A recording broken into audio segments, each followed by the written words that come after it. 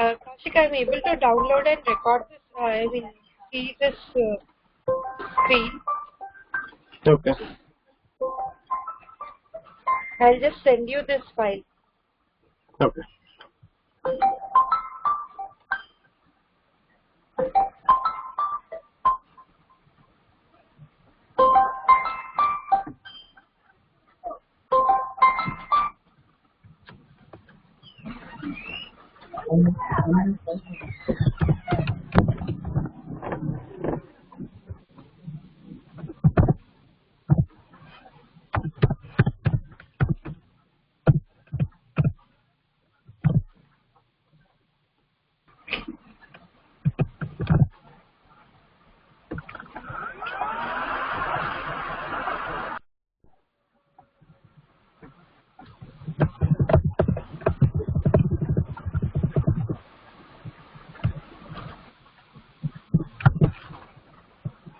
Are you able to see this this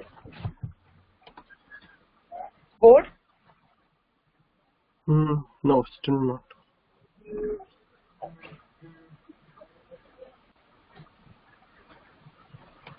No? It's Now? Yeah. Yeah, okay. So on that day we have seen how what is the internal organization of 8051 or any other microcontroller. Like you will have CPU, RAM, ROM, or if you are connecting any external devices, then you will have that external devices, and generally we have something like CPU, and then on that day we have seen this block diagram, right? We will have different on address bus, many ROM, RAM, and everything else is created. Yeah. Right. Now, Yes. coming to here, we will discuss something about this CPU. Okay. Okay. Now, what does this CPU contain actually? So, coming to this CPU, main thing it contains is the ALU. Okay, arithmetic and logic unit.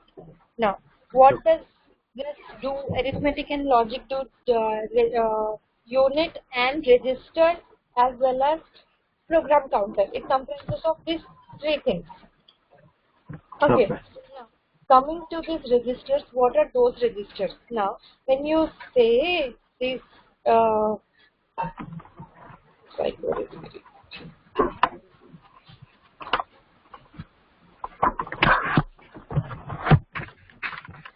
okay. Now, here you will have something like you are writing some instruction. I'll just write an instruction such that there's no right option. Just I'll just share one more screen with you. Okay.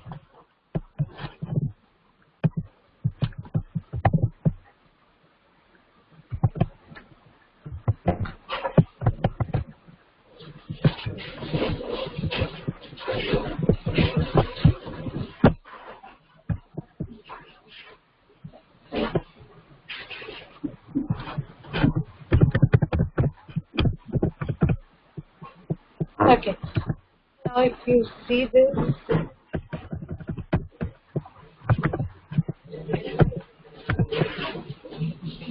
okay. Now, if you see here, I'll just write an instruction, and that instruction is move something like B7, comma, Okay. 21H. Okay, this is instruction.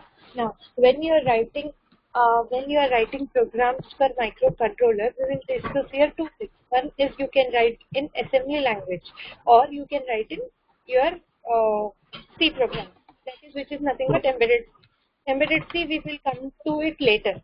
Why? Because basically assembly language is required to work with registers or internal things. To work with all those things, we should know what are the instructions and everything on which your assembly language is programmed. Okay. Okay. Even if when you write your embedded C programming, that will be converted to first as assembly code only. This is Okay. low-level programming where you can play with registers. Now, what are those registers and everything? I'll explain you. But before that, just have this idea that this is one instruction move B7, 21H. Now, what is this? Move is an instruction, B7 is the location, and 21H is the value. Okay. Here, H indicates an hexadecimal digit. Okay.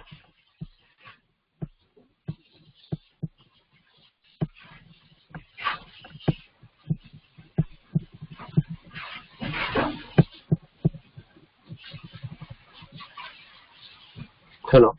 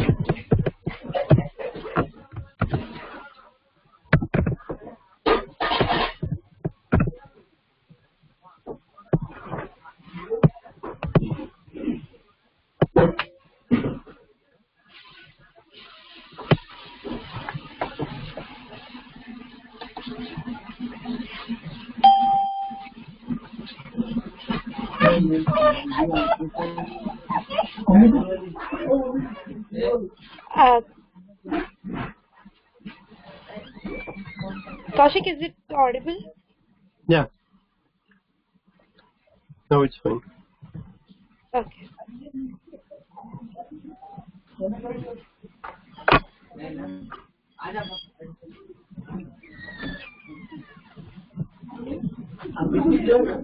Oh, yeah.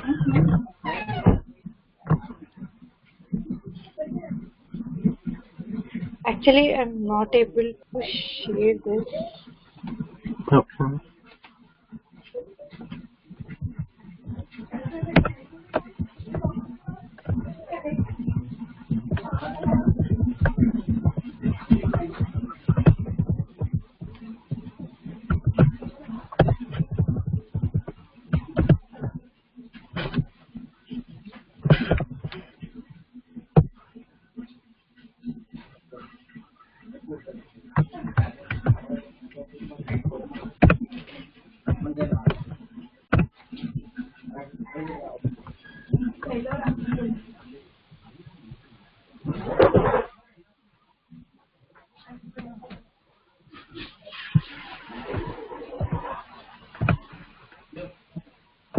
Just a second. Sorry, Kaushik.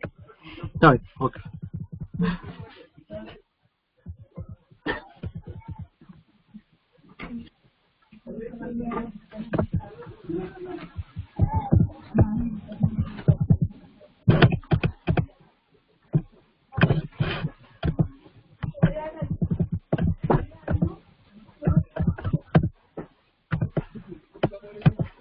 Actually, I'm unable to share two screens at a time. That's why I'm facing some problem.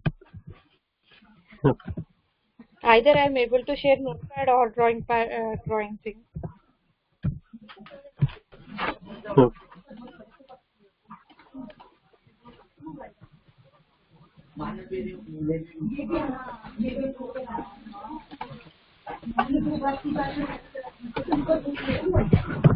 I think now you're not able to see notepad, right? Yeah. Only that painting view. Board. Yeah. I don't know why I'm unable to share.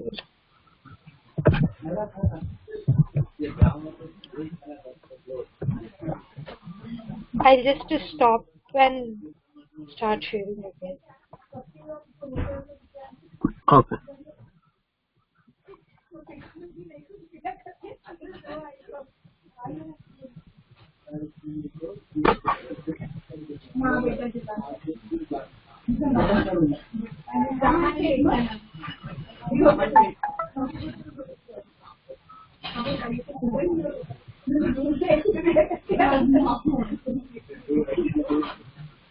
Why? Yeah.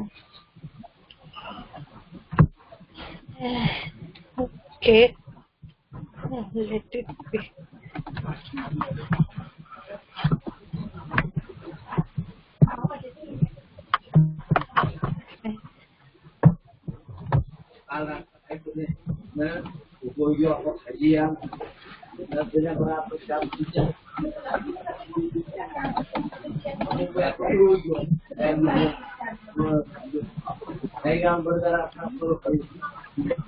Okay, now when you see this move V7, 21H, now you can say that 21H is we have different number systems, right? Decimal number, binary number, octal number, and hexadecimal numbers. Yeah. So here mostly we will work with hexadecimal numbers only. And Okay. yes, H hexadecimal, that then whatever number we are writing is an hexadecimal digit, H. It might be small h or capital H. Okay. Okay. So when you Yeah. say here move B7, 21H, B7 is the register address, or you can say this is simply an address. Okay, and 21H, this B7H, 21H, this 21H is, or you can say that this is the whatever is put in this, whatever I'll say you what is move instruction, but just to see this instruction once. Now, how it works, we will see that first. Now, when you say that instruction, first it will see what it has to do. Now, when you say CPU, you have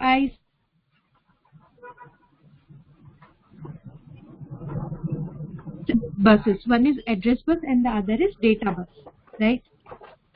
Yeah. Hello. So Hello. when you, data bus as well as address bus. Now the information we have to process has to be taken from that particular address location and read that data. Okay. Right. It depends on how many bit of data bus it has, like 8-bit, 16-bit, or 32-bit, or 64-bit. Now, first CPU, what it will do is, it will, okay, you will have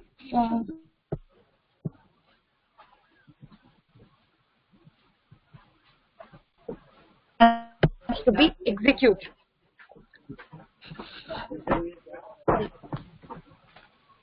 My internet has some problem, so that's why I will have to get stuck because I don't know whether it is working or not. Stop seeing it, stop listening my audio, just to let me know. I have some internet issue here. Hello? Kaushik, is it audible? Hello. Hello, Kaushik. Is it audible? If you, I think there is a delay and the voice is also breaking. Hello. Oh, hello. Can you hear me? No, no, from your side or my side, I think. There is some internet issue. Okay. I think so. So if at all, if you are not able to hear me, just let me know. Okay. Okay. Yeah. Okay. So how this is executing, I'll show you. When you are saying move B7,21H. So whenever you say H is an value or register, you can say 21H is the register and B7 is also an register. Now the value of this B7, whatever is there in 21H, that will be transferred to B7H register. Okay. Now what are Okay. all those registers and how it is executing? First of all, what will happen is the program counter. You will have, as I said, program counter points to the instruction which it has to execute. Next instruction which has to be executed. Okay, and there you will have some general purpose registers. These general purpose registers, depending on your architecture, can be of 8-bit, 16-bit, or 32-bit, or 64 bits. Now, particularly we will talk about 8051. 8051 registers, you will have 4 register sets here. Register A, B, C, and D in CPU. Okay. Now, what are those registers? Actually, what is register? I'll say you. Register is nothing but it is like memory location. Okay. Okay. So, but we are giving them the name registers, and these are of only for CPU. So Okay. CPU can use it.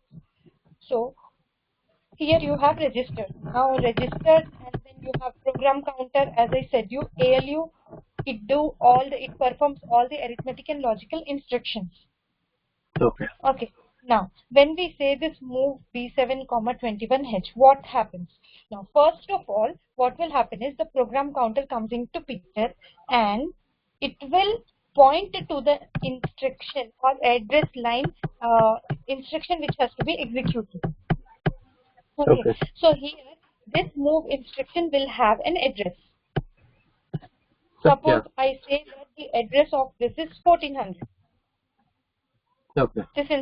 This particular instruction is residing at an address of 1400. So your program counter points to 1400. Okay. Okay. Why this 1400? I'll say you that also, but just for now you assume that this address is 1400 and this instruction is residing at this 1400 location.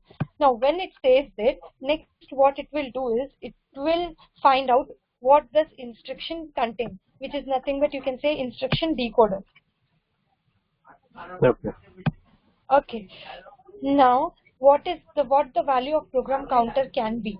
Depending on your architecture, it can be anything from 000 to FFFH. What is this 000 to FFH is? I said you something like if you have 8 bits of register or 8 bit of program counter, what happens is 8 bit is nothing but how many you can say the address of it will be 8 bits are nothing but 4 zeros and then 8 zeros, right? Yeah. 8 bits. And the maximum, this is the minimum value is 0000 and maximum value will be 11111111. Now, if you have 8-bit register, it can have address location of from here to here anything. Okay. Okay. This is in decimal. You can say it can have address location of something like. You're able to see notepad, right? Yes, yes, yes. Okay, so here you will have some value. If you convert these zeros into decimal number, it will be 0, and all these ones to decimal, you will be having 0 to 255. So when you say 8-bit register, you can store or you can have address of this. You can store any value which is in between 0 to 255. Okay. Okay, you can't have more than that. Why? Because it will exceed the digit. Bit. Yeah. Yes. The basic unit is bit. Memory unit is bit. Now, when you say address, now what is address? Depending on what are your address lines. If I say 8-bit address lines, that means it will be able to access only address location from 0 to 255. Okay. These are 8 bits I said. You will have data as well as address lines. Now, if you have 8 bit of registers or 8 bit of data lines, you will have 8 wires. So when you say 8 wires, you will be all the combinations accommodated to 0 to 255, which is 256. So you can have only 256. You can point to only 256 address locations. Okay. Yes. In each address location, you can have any value in between 0 to 255. Yeah. Am I clear? Yes, yes, yes. Important. Okay. So Okay. now what happens is if I say 1400. Now if you see this 1400 location, that means it might not be 8-bit. Yes. Why? Because the maximum value is 255. It might be 16-bit. Why? Because it will be something like 0 to 65535. Yeah. If you have all the combination. So it might be somewhere in 16-bit. So here when you say this address location, your memory circuitry, what it will do is it will your CPU will give an instruction that go to this particular location called 1400H. Your address lines will take this to 1400H location, and then it will read what does it contain. Whatever is there at this 21H location, it will read that. Okay, and after reading, it will ask the data lines to send it to CPU again. Okay. The CPU is sending an instruction that go to this particular address location. Address bus will do that task. Okay. And then it will read and it will send the data through data lines. And it will be given to CPU. Now, what does this CPU will do is it will store it in one register called A, which is accumulator. Okay. Okay, it can store it anywhere, but for now I'm saying it will be storing it at accumulator A register. And then what it will do is it will have two things, right? One is B7 and one is 21H. Now 21H address location data is taken and stored in accumulator, and then it will give the next instruction that take this B7 value and read it. Okay. And then it is saying that move is an instruction. So Okay. what this will do is whatever value is there in accumulator, it will transfer that content in B7. Okay. Okay, and that means first, so basically it is using your program counter to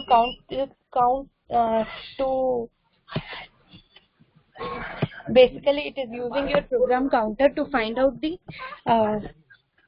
instruction address, and then it is decoding it in its instruction and executing it. Okay. Okay. Okay. So now these are how instructions are executed. I'll say you more instructions as well as how the how those registers are working. But before that, we will have to choose some criteria on which we will have to select the microcontroller. Okay, now what are those criteria to select microcontroller?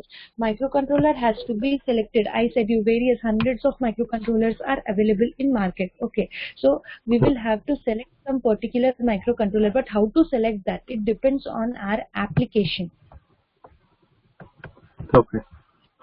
Okay, if you have something like if a small application and if you're going to use a big controller for it, it has form factor issue, it have power issues, then it will have cost issues. So depending on your application, whether it is a small application or big application or any other particular application, we will have to select. So what might be the criteria? First of all, speed. That if you are using, okay, so what microcontroller speed supports, what speed it supports, because I want my device to be so fast. Okay. And then to your packaging in the sense, as I said, you form factor, how much, what is the size of your microcontroller, whether it is big or small, whether it is if you remember, you will have some chips with pins on two sides, which we call it as legs. Okay, pin with two sides. Have you seen it? If you remember, chip. No. Just a second.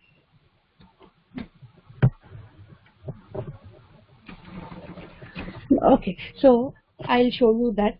Other than that, what is the power consumption? Now, if your application is small, but your microcontroller is having so many options, then it may take more power, which is not required. So you will have to use that power. You will have to select what is your power consumption. If it is small, you should suppose you are using battery powered products. Okay, on which you are using your microcontroller from a battery, so you can't drain your battery completely, right? So you will have to pause all the other options, like you will have some sleep option, or if you have more peripherals in your microcontrollers, then you will have to stop all the peripherals. What are peripherals? I'll say you. Okay, so it depends on your power consumption also, and the amount of RAM and ROM required. Okay.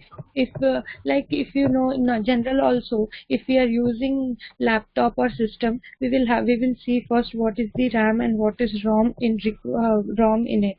Okay. So if your application is small, don't go for big RAM or ROM. Why? Because it will consume. It will cost you more basically. Okay. And how many number of input output pins you require? Now, if you say input output pins, what are these input output pins? I am connecting so many things to my device. Like I may connect LEDs. Okay, I can have LED. If you see your refrigerator. In refrigerator you will have one display, right? So display is also one device which we are connecting. On display you can have switches, you can have LEDs and so many things. Okay. Now when you see this, how many input and output are required? If you say your laptop, okay, suppose you are using your laptop, you are connecting so many things to it. You might connect wireless mouse, you can use your headphones, you are connecting it externally, right? So how many ports are required for it? You may have 2 ports or 3 ports. You will have 10 ports. I mean, your laptop will not have, but your microcontroller pins will have. So depending on how many inputs you want to connect to your system, you will have to select that many input-output pins. Okay. If you see here, I have shared one Chrome screen. No, it's not visible. Yeah. Is it? Yeah, now it's visible. So this is your IC. Your microcontroller IC will look like this. Okay. Inside this you will have all those CPU, RAM, ROM and everything. Now here these pins are called legs. Okay. These are input output pins and everything here you will have. Now how many input and output pins are required? Now if I use big IC, the size will be more as well as cost will be more. So you will have to select how many input outputs you will have to connect. Okay. And the other thing is, when you are writing a application, you may have to update it, right? I'm writing one application. Yeah. Again, I will have to, I may have to connect or I may have to update something else in it. How easy it is to do that? We will have to see that also. Okay. Is it simple or it is how much time? It should not be like no one-time programmable or something like that. If you have that, then it will be difficult. Okay. Then it will be difficult. Okay. Next. Okay.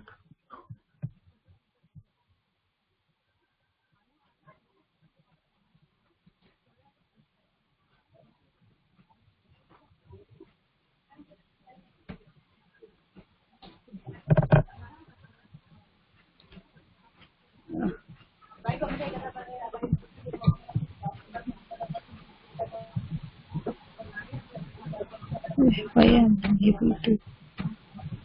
Okay. So other than that, what is the other criteria we will have to see? Now, when you are writing your code, your microcontroller, each and every microcontroller, they will have their particular software. Okay. Now, if that I am writing one small application, and then I will say that big software or ID, some different IDEs that may cost me more. Now, for a small application, I can't buy that software. That even software should be like, yeah, it is very easy for me to buy. If you will have to even consider that. Why? Because if you are making a device of 100 rupees, but you will have to buy it for 10 lakhs or 15 lakhs software.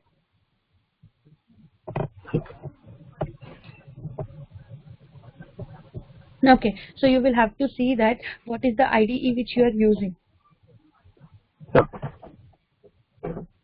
Right. So these are some of the criteria which you are using to select microcontroller. Now, if you say particularly 8051 microcontroller or any other microcontroller, not any other, but 8051, this 8051 microcontroller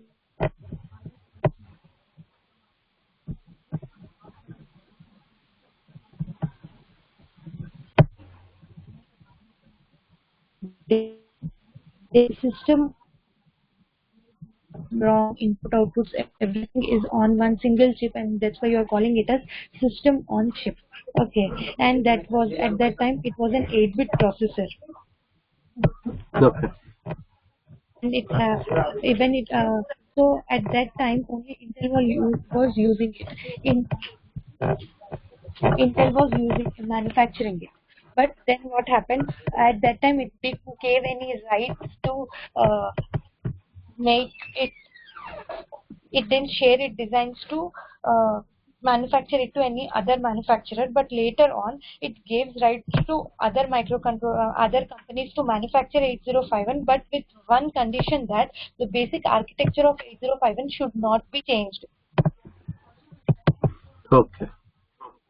So when Intel did this, many other manufacturers, like you can say STM or Delas microcontroller, manufacturing 8051, but there are no architecture changes. That means when you select an 8051 from any other company, it is same. The only thing is company changes, but all the other things are same. Okay.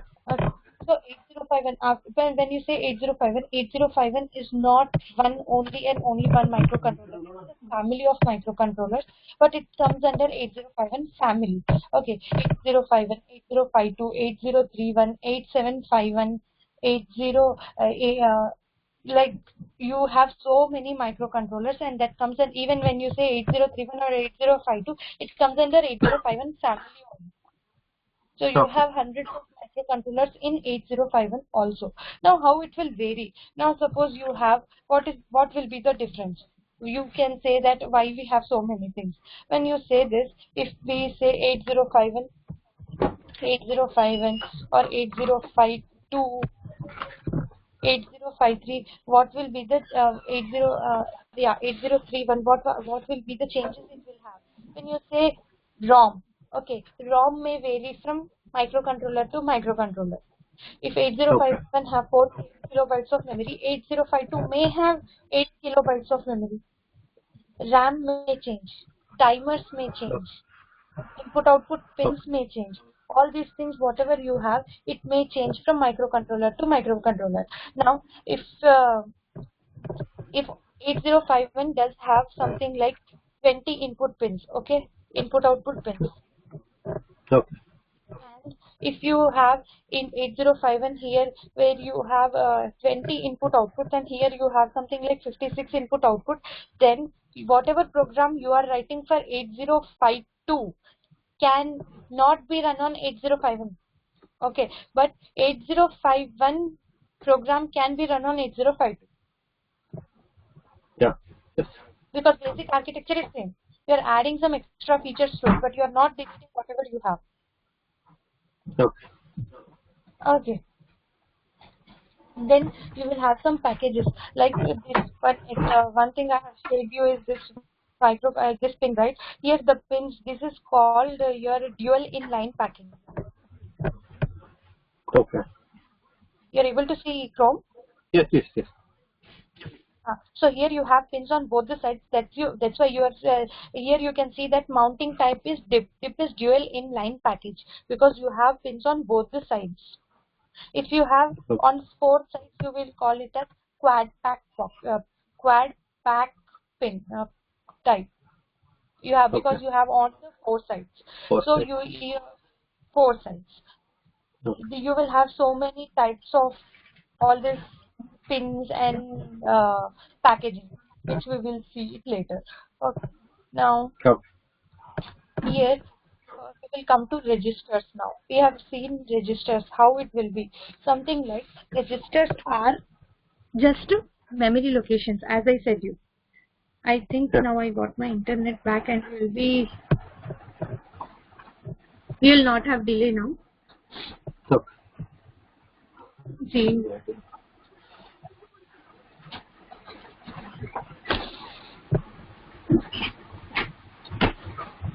So CPU have registers, as I said, and it will store some information temporarily.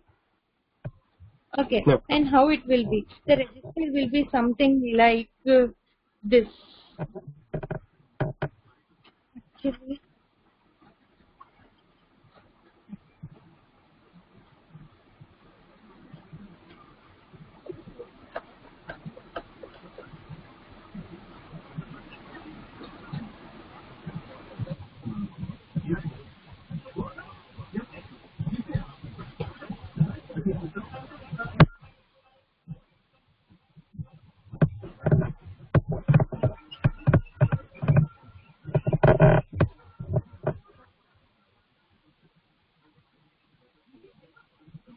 So here you can see whiteboard, right? No, still not. Yeah, now it's fine. So you will have registers of something like this. Okay.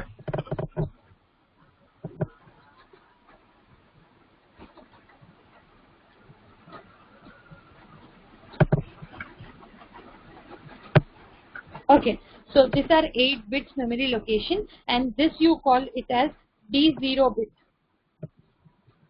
digit 0. Okay, and this is digit 1, D1, D2, D3, D4 till D7. So this is your memory location, and you are calling it as this is your register. Okay, so D0 to D7 are your register bits. Here you can save, or you can have any instruction or anything, whatever is there in between this 0 to 255, you can do it here. Okay, so your register will look something like this. Okay. Okay, now when I say something like how it will store here like 1, 0. Whether, because bit can have only 2 values, either 1 or 0. Yeah. So depending on your information, it will store either 1 or 0. Okay. Okay, 1, 0, 1, 0, any value, whatever you give, that will be converted into binary, and then it will be stored here. Yes. So here your register look like this. Now, when you do some instruction, when you do some operations, what will happen is in this. Today I am facing so many issues with recording as well as with this drawing, with this screen sharing. You are able to see Notepad? Notepad. Yes. Yeah.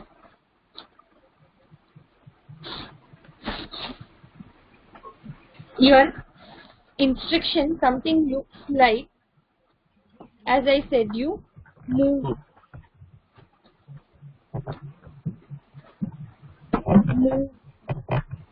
something like R5, comma, hash 25 H. Okay, if you see this instruction, your structure of assembly language will be something like your mnemonic. This is your operands. These are your operands. Okay. Okay, and this is your mnemonic. Okay, this is your mnemonic, and these are your operands. And this and here you will have something called label also. You remember something like in that Jump. C, when you are writing your C programming, there you had something like go to instruction, right? Go to particular location. So here this label is also, yeah, it will jump. Okay. Yeah, so it will have something like with colon you can write anything like this, such that when you are writing here your assembly code, if you say go to label, it will come to this location directly. Okay. Okay, and then move is your instruction, which we call it as mnemonic, and these are your operands. Operands can be registers or values or address location, anything. And then you can write your comments also. Here, next you can write your comments. So this is your structure of assembly language programming. Okay. Okay, so when I say this move B7, or I'll take one register, as I said you, we have something like R0 to R7. If you have 8 bits, then you can have register, you are calling it as R0 to R7 register. These are CPU registers. Okay, you will have 2 registers here. One is your RAM registers R0 to R7. Other than this also you will have some more registers which I will show you. But for now you see this R0 to R7 register. If you say I have given you just R0 to R7 means one box with 8 bits, right? So R0 to R7 will have somewhere around 64 bits. Okay. Each register 8 bits. Yeah. Now when I say here move R0, R5 or R anything, register 5, 21H, what this will do is move your 21H location content Okay.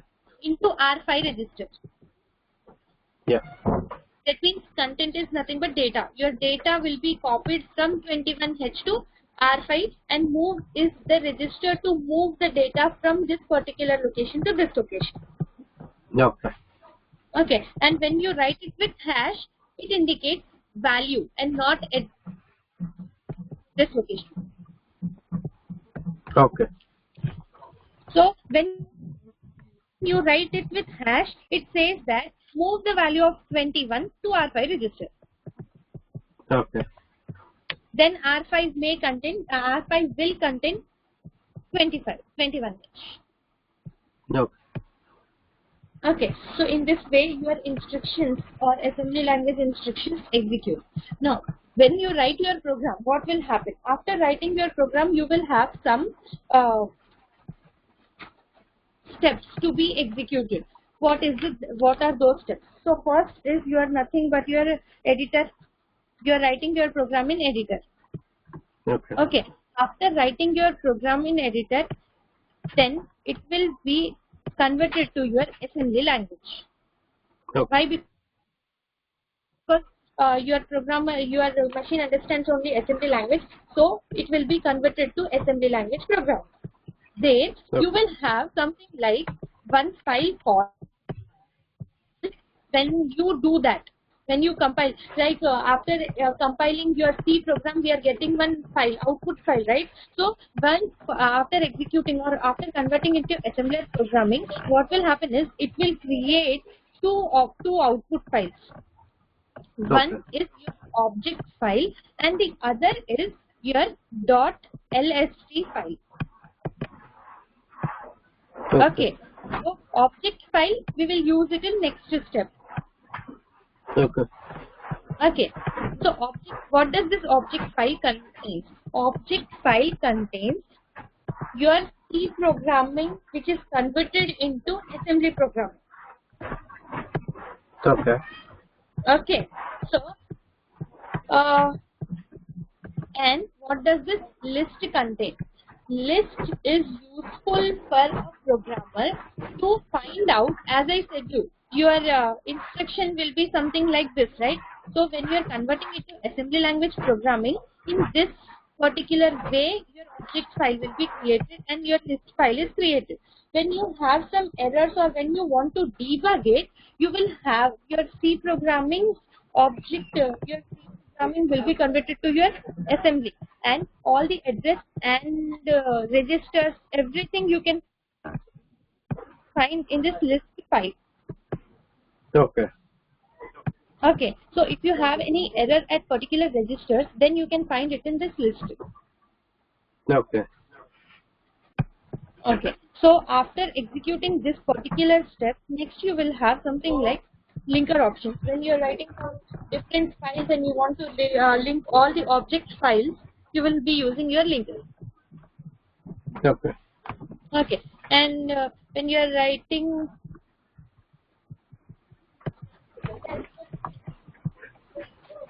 and then after the and finally you will have something like output file. In here you will have that format as hex file, like you have a.out for writing a C program, right? Yeah. Here you have output file called hex file. Okay. Okay, and sometimes we call it as even bin file. Okay. Bin file or hex file. Okay. So you basically here your output is your hex file. Okay, and you can see that why mostly we will not use this list one, but it is optional, but it is useful to find out that where my instruction is stored, what is the address of that particular instruction, what value does it contain. Basically we are using it to debug our program. Okay. Okay, now the next thing is when you power up your machine, when you start your microcontroller, as I said, you will have RAM and ROM, right? But where it is pointing to? Where it is pointing? It should have some starting point, right? I can't just start it and where it is pointing. I will have to say that otherwise. So 8051, we will, how we can find it out that where it is pointing. It is pointing to a particular location, and that particular location we can find in the user manual, or not, user manual, or you can say data sheet. Data sheet is a file which okay, just to see this, I'll show you 8051 data sheet such that you will have a clear idea. I'll share this. You have seen data sheet before? Yeah. Oh, you know data sheet, right? Yes. Still, I'll show you. Sorry. No.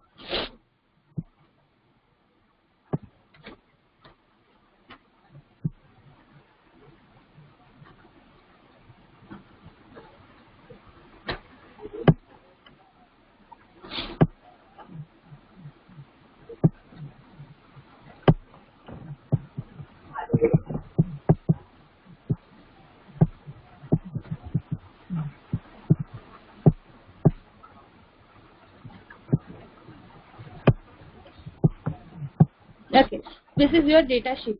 Okay, so here you can find out what are all the options, and then you can go to particular location to see what does it contain. Now, this is your pin configuration, which I said you that this is DIP, this is CLCC, this is TQFP, which are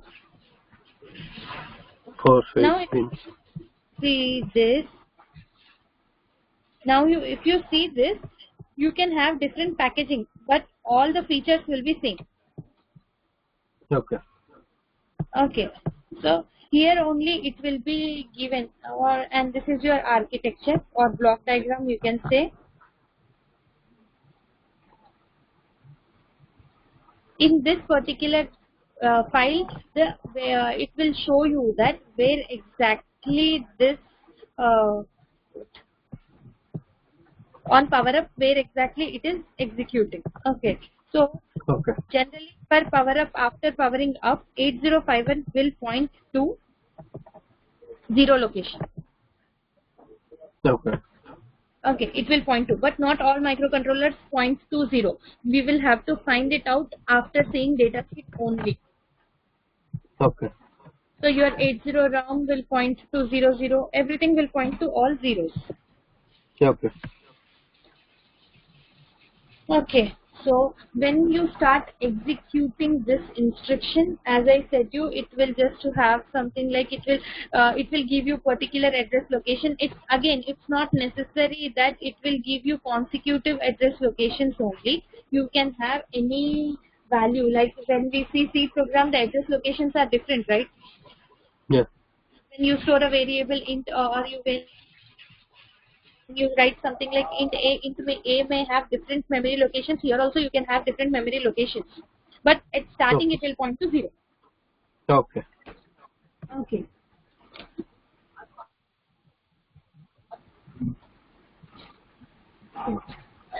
Here I'll show you one register, which are here also you will have something like inbuilt registers also. There are two types of registers will be there, inbuilt as well as we will have some general purpose registers. Okay. Already defined registers and general purpose registers. Now, what is the example of defined register? If you say defined register, one of the registers we have is PSW register. What is this PSW register? Is program status word. Okay. Program status word register. Now, what does this contain? This contains something like 8 bits, and these 8 bits are carry bit, okay, auxiliary carry flag,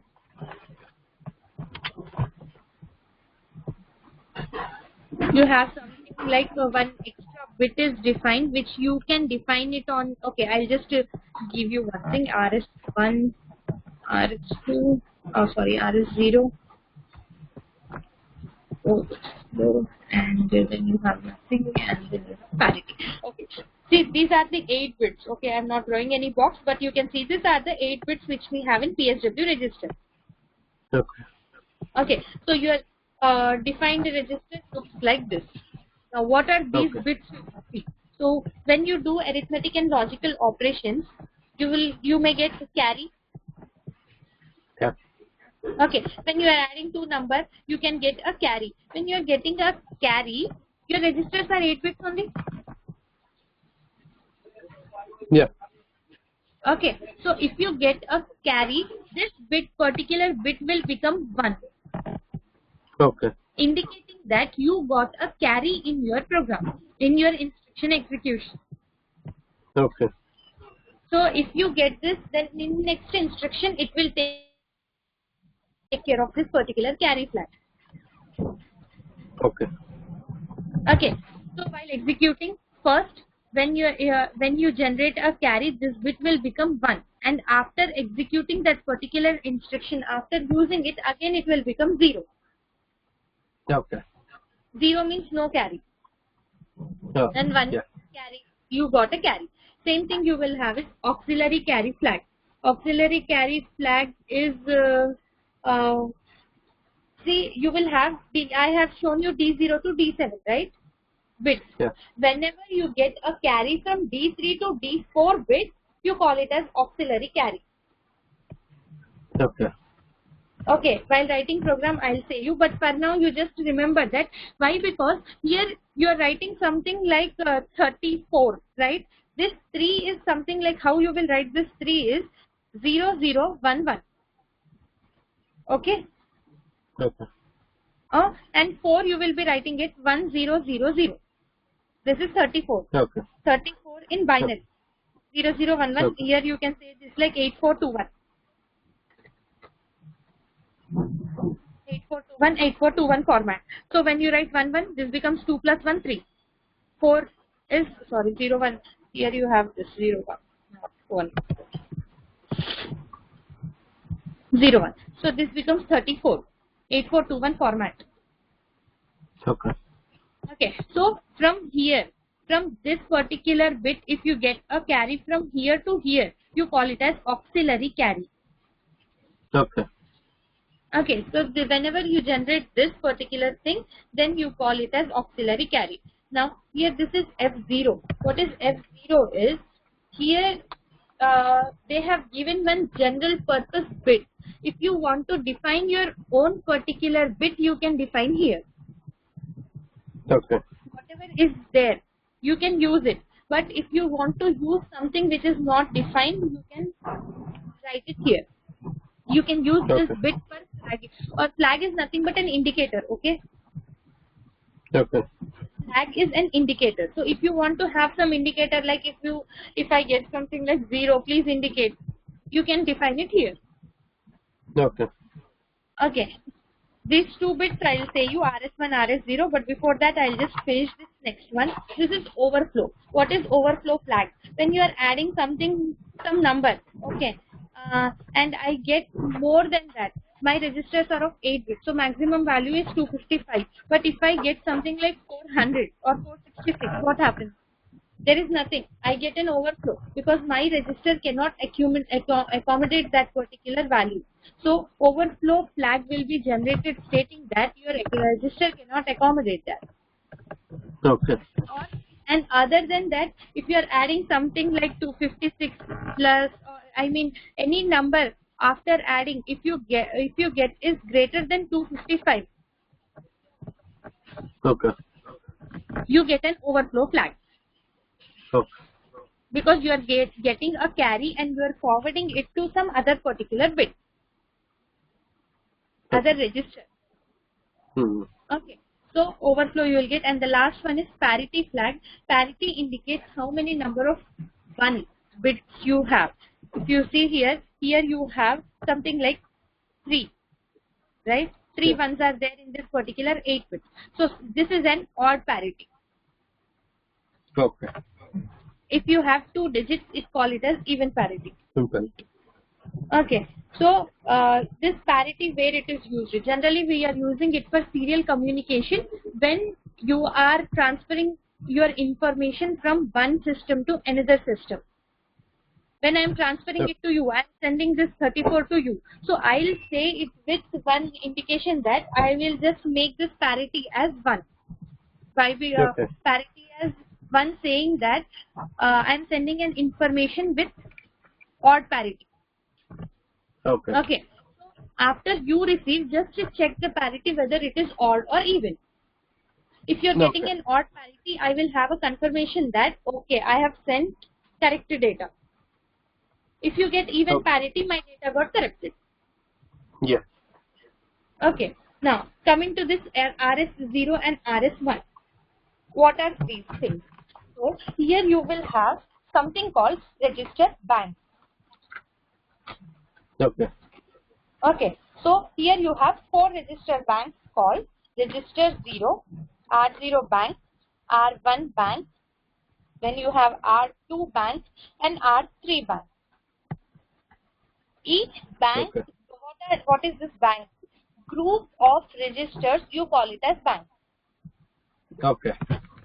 Okay. Bank is nothing but group of registers. Group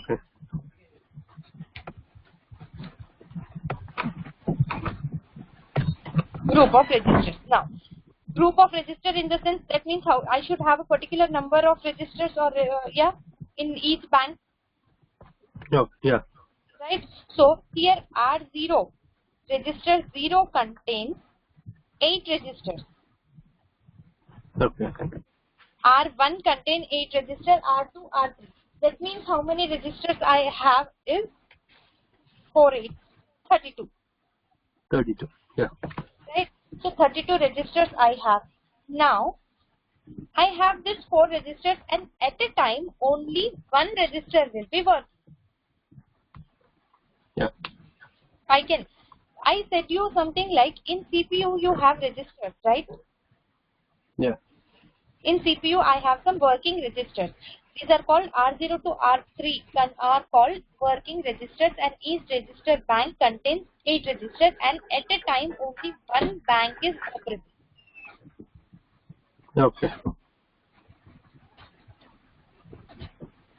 Only one bank is operable. Now the question is, which bank is operable? Whether R0, R1, R2 or R3. Is there any option to select it?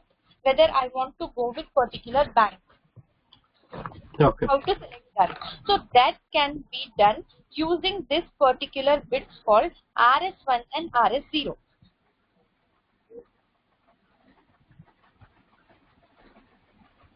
Hello? Yeah, is it audible? Yeah. This can be selected using 2 bits called RS1 and RS0. Now if you say RS1 and RS0, how many combinations we will get is 4, right? 0, 0, 0, 1, 1, 0, and then 1, 1. Okay, so in this particular RS PSW register, here these 2 bits are used to have this 2-4 combination. If you are saying 0, 0, RS1 and RS0 contain 0, 0, that means it is pointing to register bank 1. If you are saying 0, 1, then it is pointing to register bank 2 and register bank 3. So you can select your own registers. So if you want to select your particular register, sorry, this is not R3, R1, R2, R3, but R0 to R3. Always it starts from 0.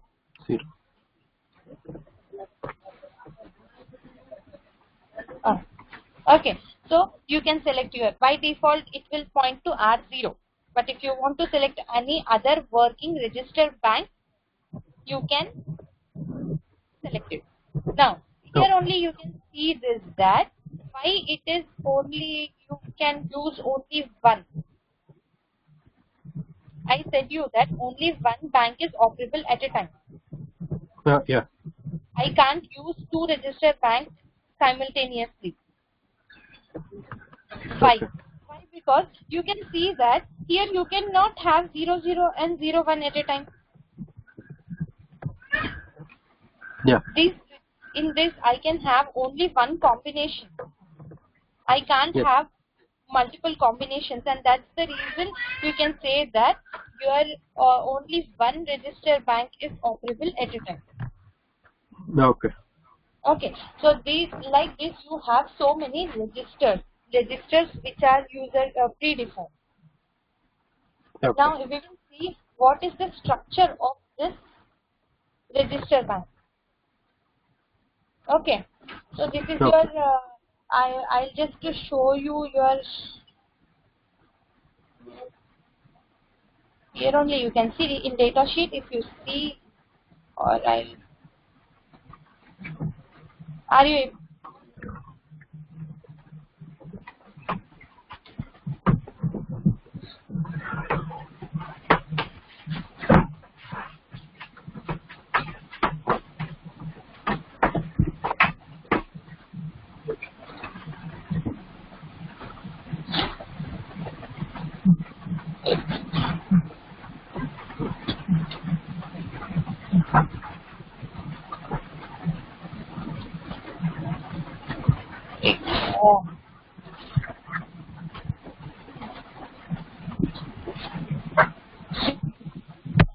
Sorry, my laptop is.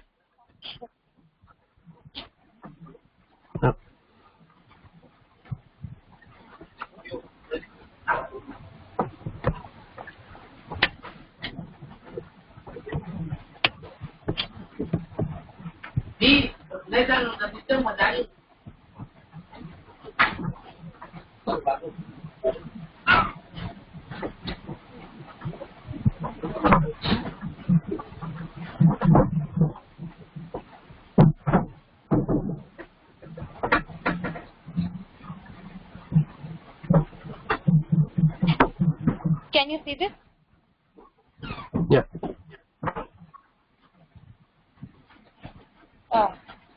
I just want that big. This one. You are able to see? Yeah. Okay. The same thing I can have in my data sheet also.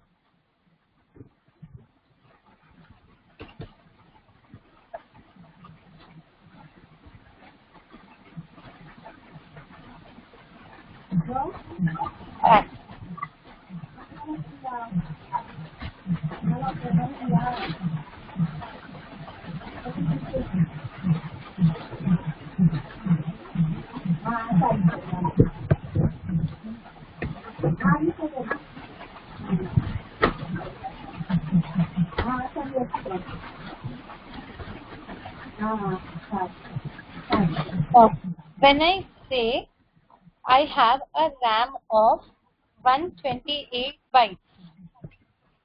Okay. When I say I have a RAM of 128 bytes, then I will have something like, if I say 128 is nothing but 0 to 127.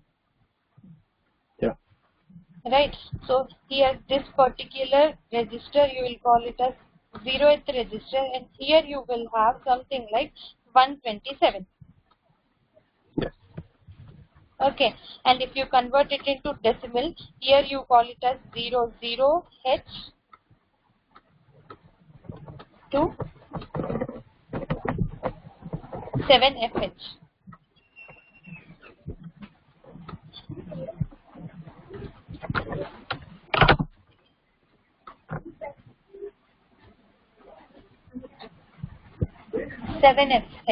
Okay, 127 when you convert it into hexadecimal, you will get 7F. Okay, means here you have that many registers. Here the registers will be like this. Each contains 8 bits. No.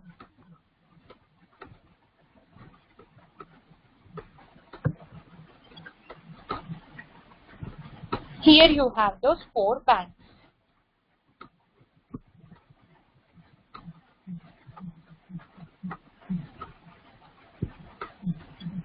Okay, here you have those 4 banks, and then here you will have some, I'll say you what does it contain. So here you have something like register bank 0. Okay. A register bank 0 contains again 8 address locations, which is nothing but 8 registers, right? You have 8 registers here and you are calling it as register bank. 8 means 0 to 7. Yeah. Right? Then next address location will be 8. Yeah. Right? So in this way you will have register 0 to register 7. Okay. Sorry, register 1 to register 4. 4. Yeah. Right. Now here you have either you can access those registers using address location. I said you here you have address of 0 to 7.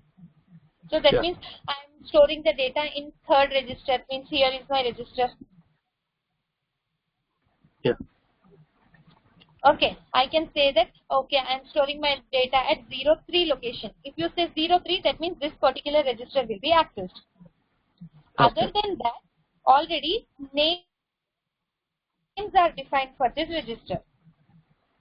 In place of address location, addresses, you can use the name. You call those names as R0 to R7 registers.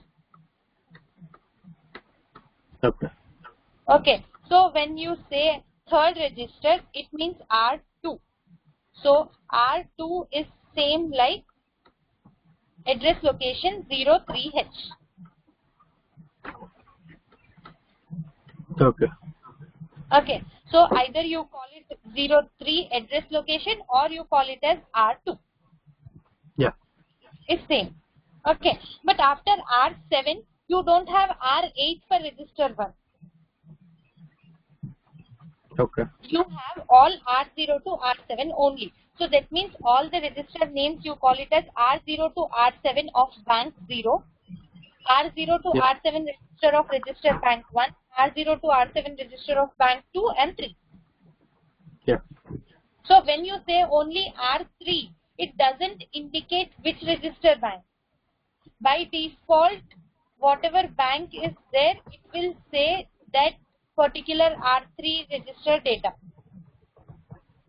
Okay.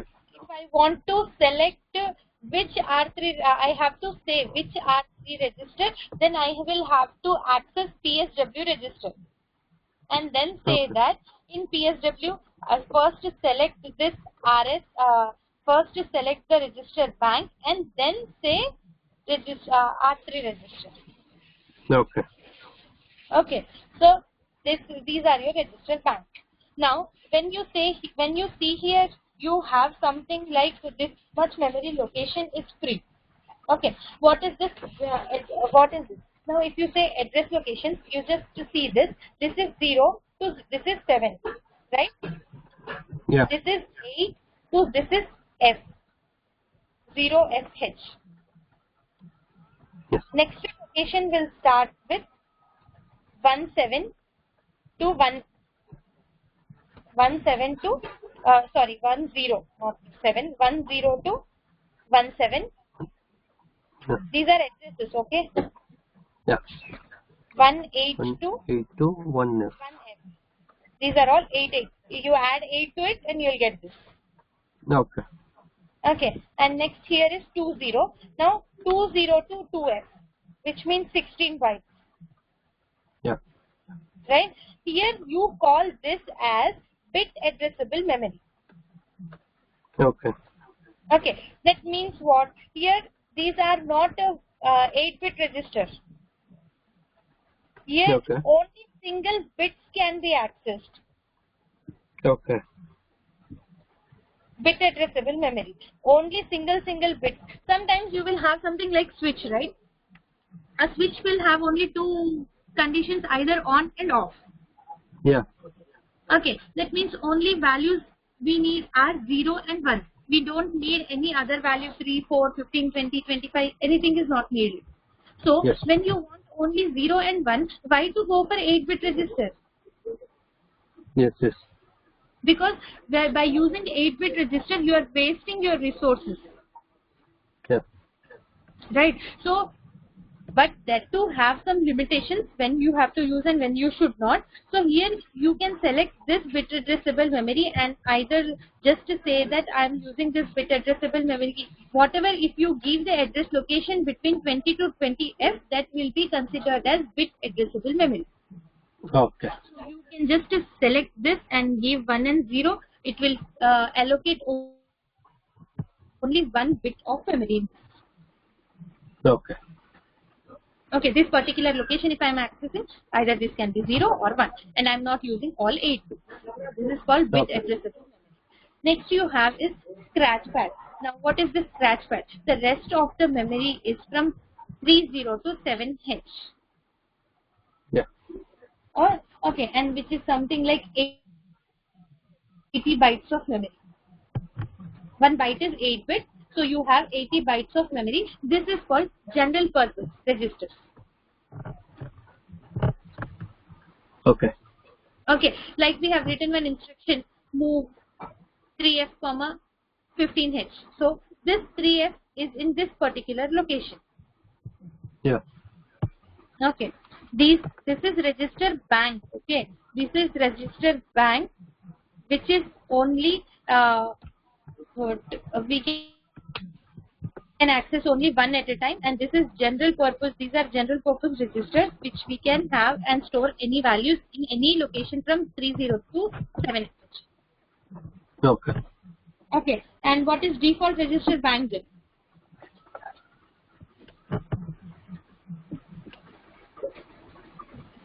When we power up, what will be the register bank which is it is pointing to? Okay. 0, right? Which one? 0, 0. Which means by default only register bank 0 is started. Selected. We are pointing to register bank 0. Yes. Okay. Now here you have. Is this clear? Yeah. Yeah. Okay. Next you will have some register. Now you should have a question that if you are saying that this is from 0 to 127 and this is general purpose register. Already I have explained you one register called PSW register. Yeah. Right? That is also one register. Now where exactly this register is then? Okay. Right? So here you have one. Here you will have something like you will have more registers after 127.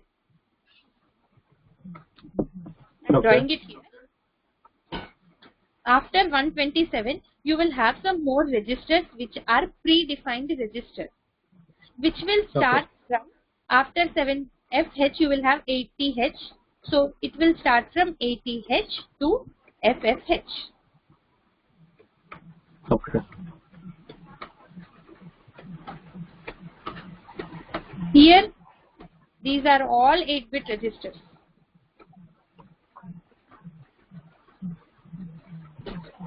These are all 8-bit register, and your PSW might be somewhere like this is my PSW register.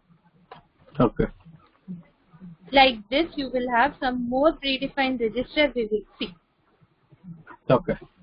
Okay, so after 80H, already only and only predefined registers will be there.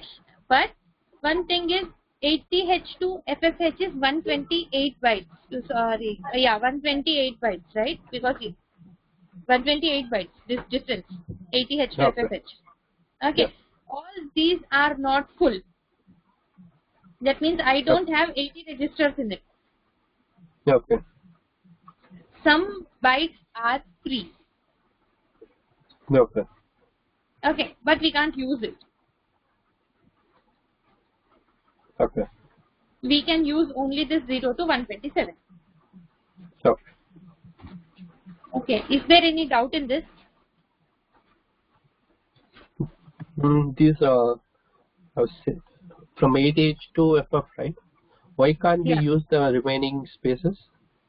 Because already, sorry, for RAM. Inbuilt. This is RAM allocation.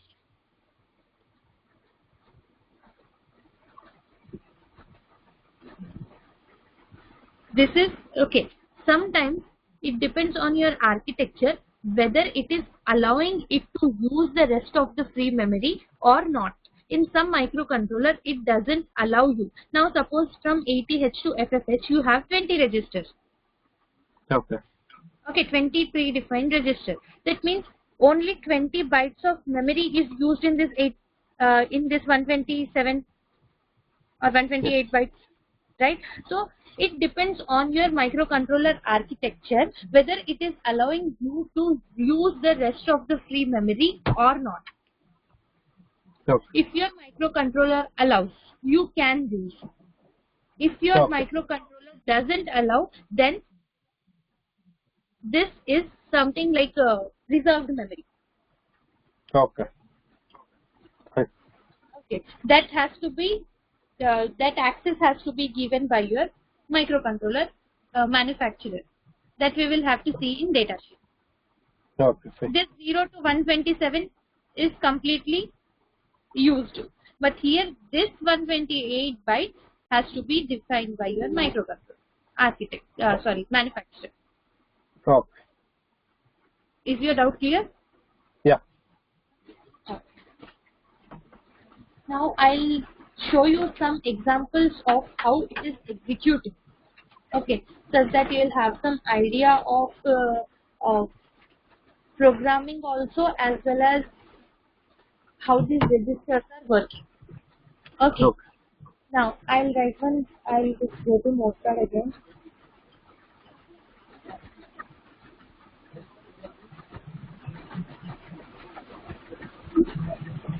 Previously I was able to display this whiteboard as well as Notepad at a time, but now from some time I am not able to. Okay, now I'll write one small program, okay, to multiply some number. Okay. Okay, suppose you say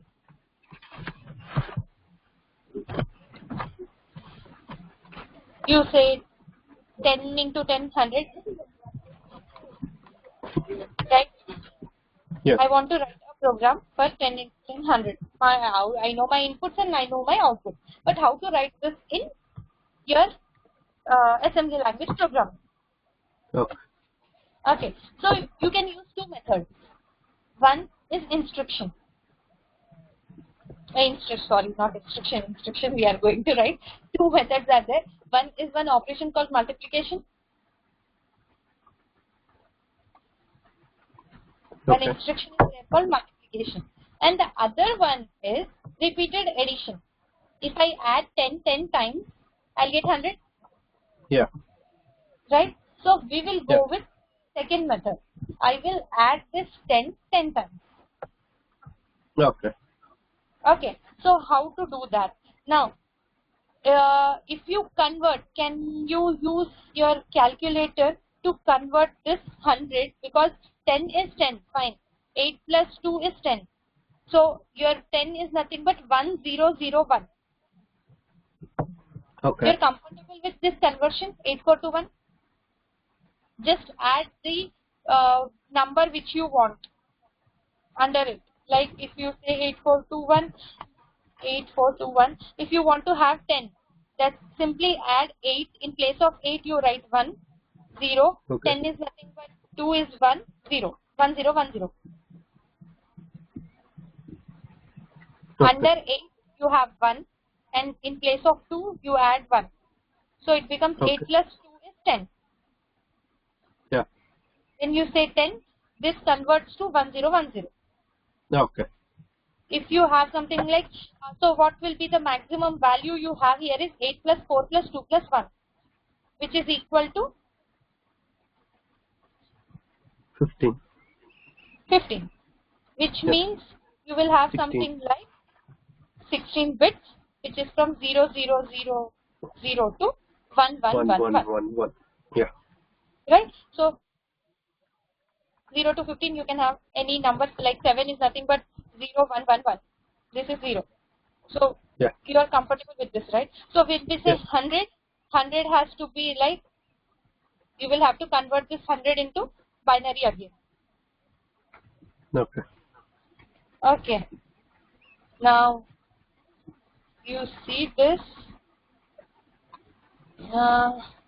One second.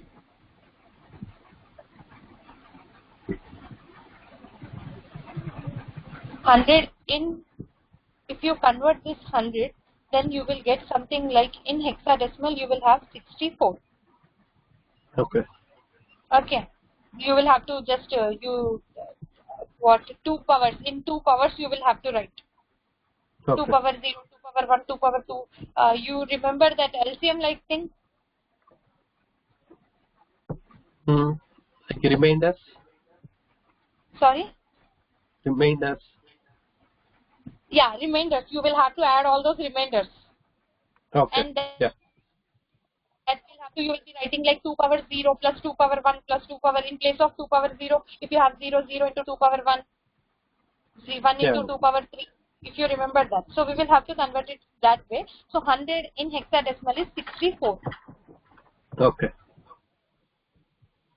Okay. So I know my input which is 10 and my output is 64.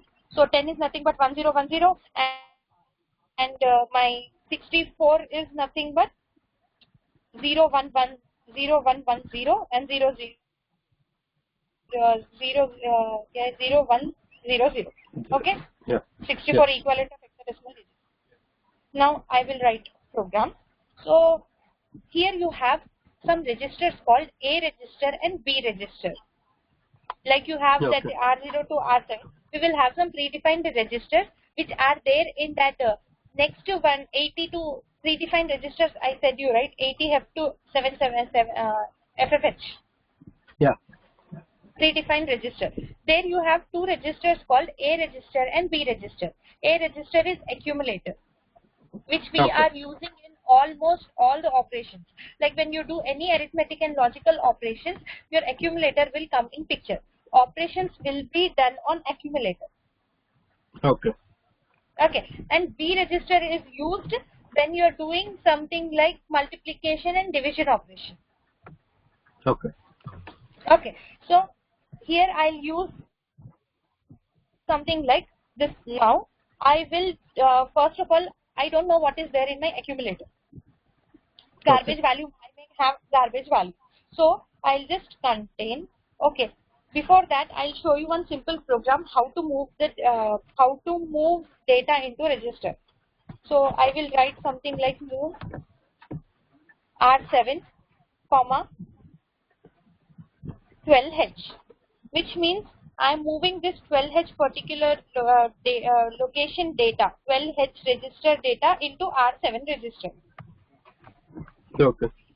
Okay, and if I write with hash, I said you this 12H is nothing but it becomes date 12 and this value will be stored in this R7 register. And after execution, R7 will be 12. Okay, this is clear, right? So now I'll write like first I'll clear my register. So which is my move instruction, move A, comma hash 0. Okay. So this 0 will be loaded into accumulator.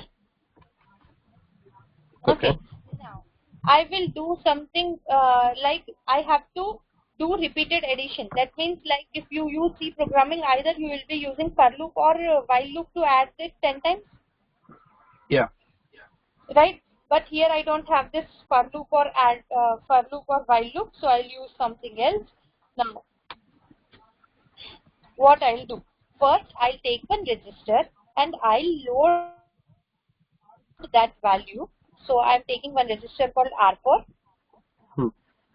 Okay, and I'm loading a value called hash 10H.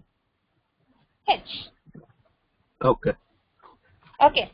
Now tell me something. If this 10H is nothing but 10 or not? Yes. No. In decimal Value, 10, right? this decimal is not 10.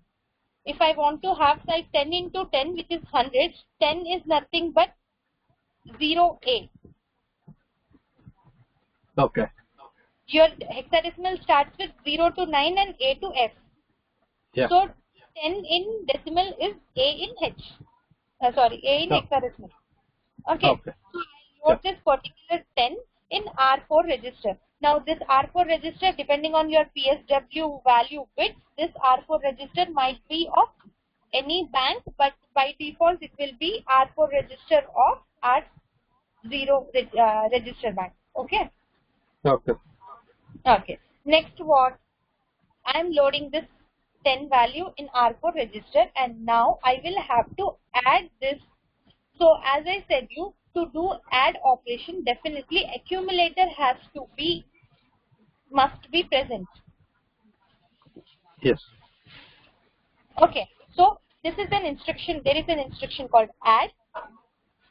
Add the contents of accumulator and R4 register. Okay. Okay. So A contains 0 and R4 contains 10. Okay. So this R4 and A value will be added and it will be stored again in accumulator.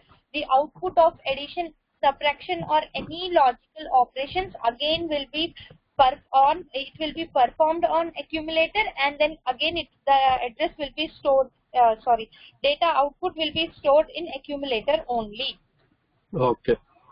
So now your accumulator contains 10. Yeah. Right. Now what I want to do is I want to repeat this operation again, because I have to add this 10 times. Yes. Right. So here you have some instruction called DJNZ. Okay. Okay.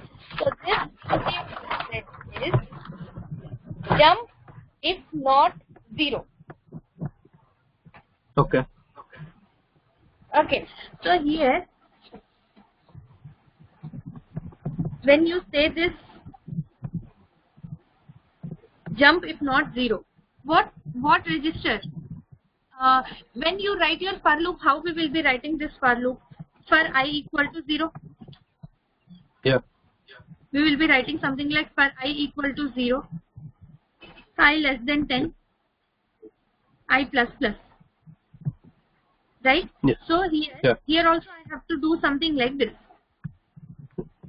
Okay. D indicates decrement. Okay. Okay. Decrement and jump if not equal to 0. Okay. But for that I need a variable. I can't use variable in assembly language. I have to use only registers. Okay. So I'll write something like R3. Okay. And Okay. I'll write, now here I am comparing it with 0 already. Okay.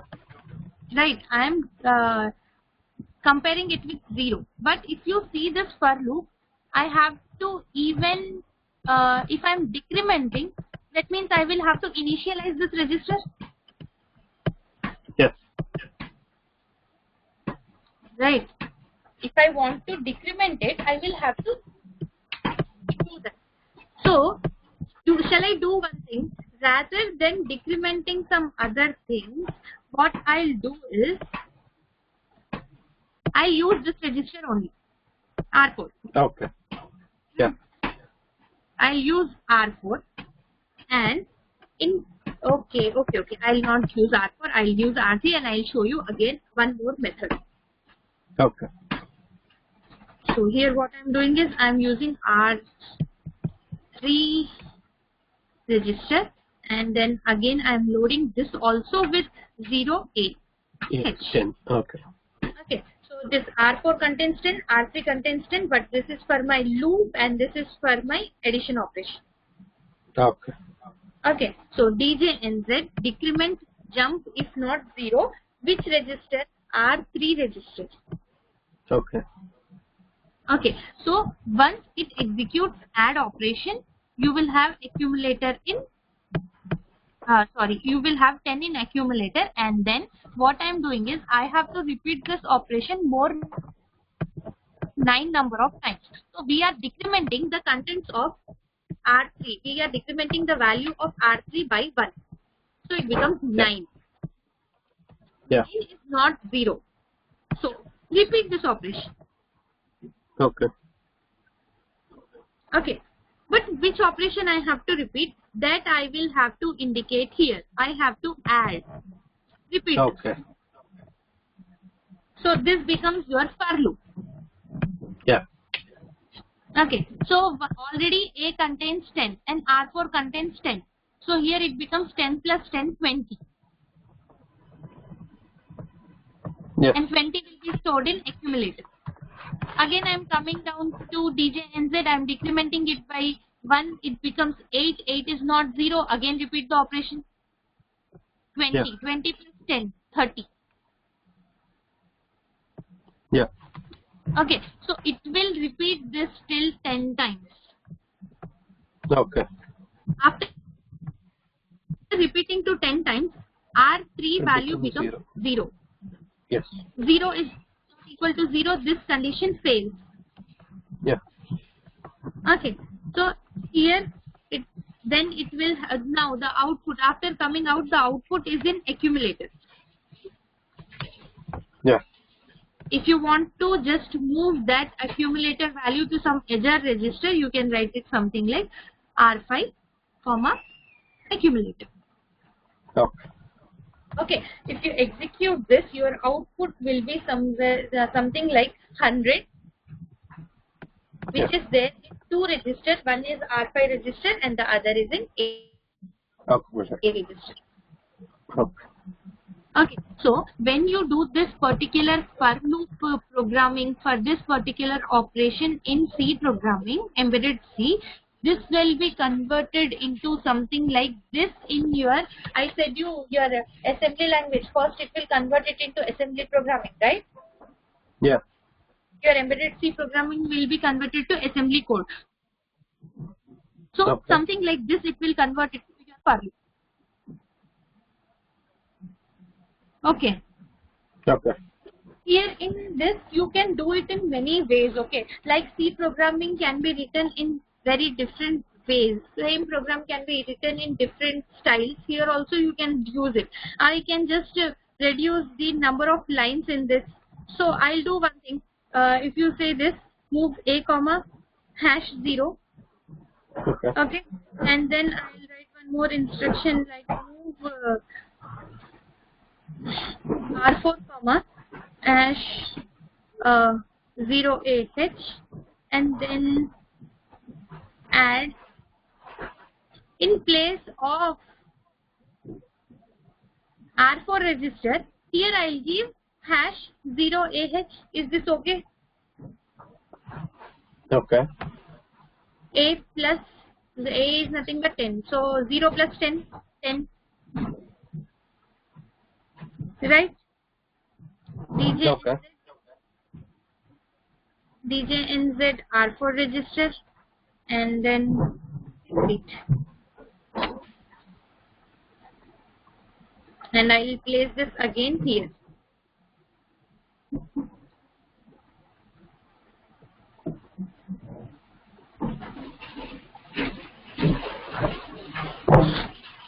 This will not perform because in place of register I am using direct value here.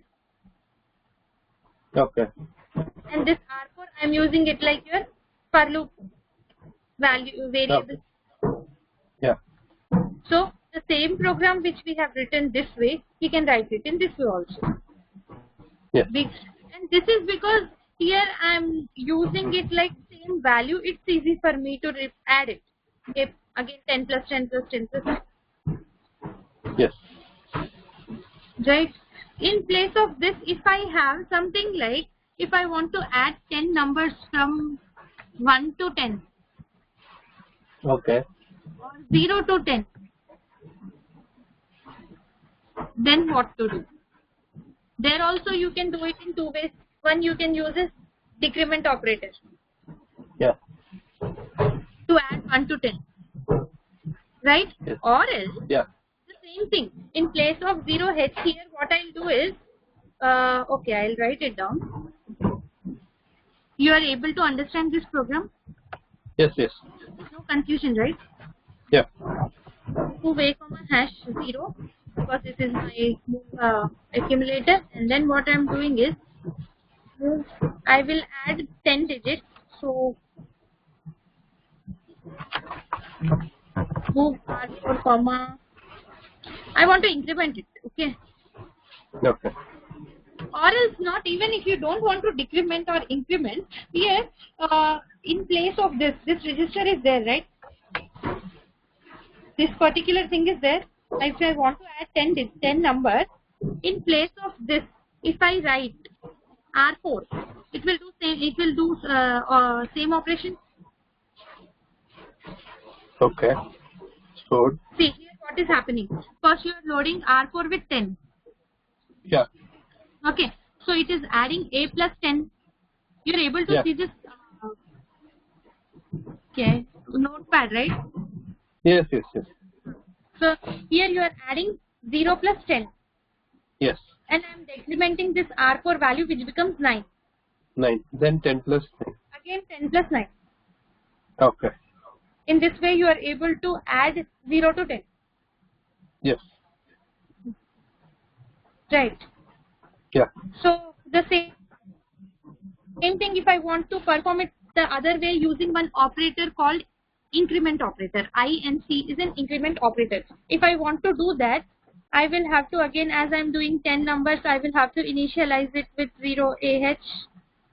Okay. I am taking one variable and then I am taking one more variable and I am initializing it with something like R5 comma hash 0. This was from 10 to 9 and now I am doing it from 0 to 9, or you can say 1 to 9. Okay, so R5, I am loading it with 0 and then here I am writing something like INC.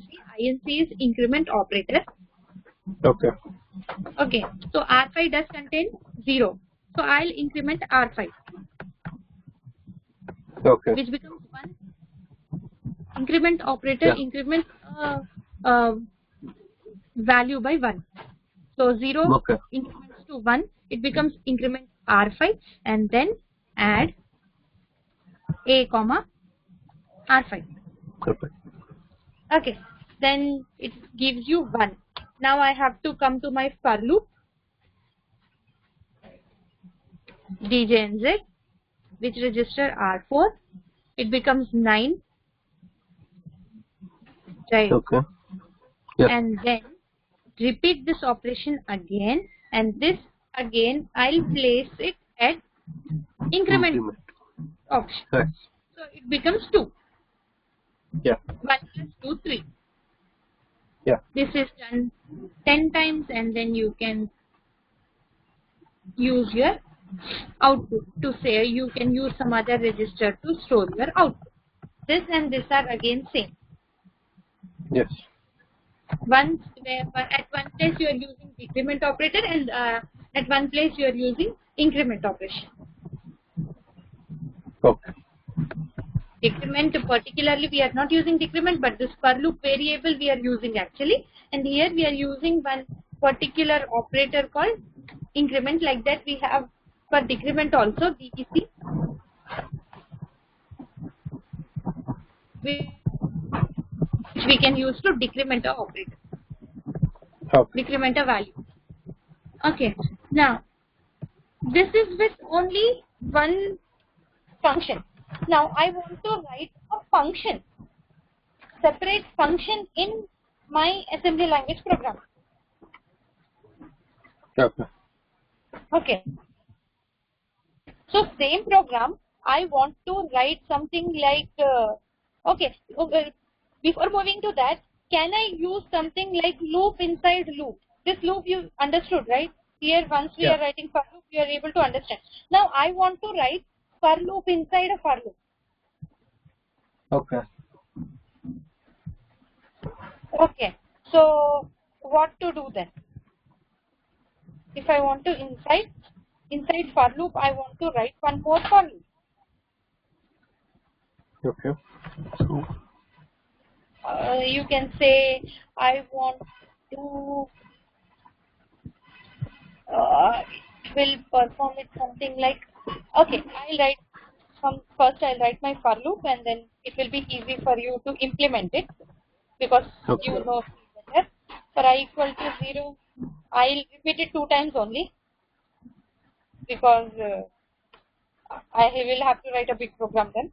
I mean, in assembly, I will have to repeat it, so it will not be a problem. But still, I'll use I minus minus 5 greater than 0. Inside this, I'm writing one more for loop, which is for j equal to 0. Greater than 0. Oh, sorry. Here I'm writing it like I equal to 2, and here I'm writing j equal to 2.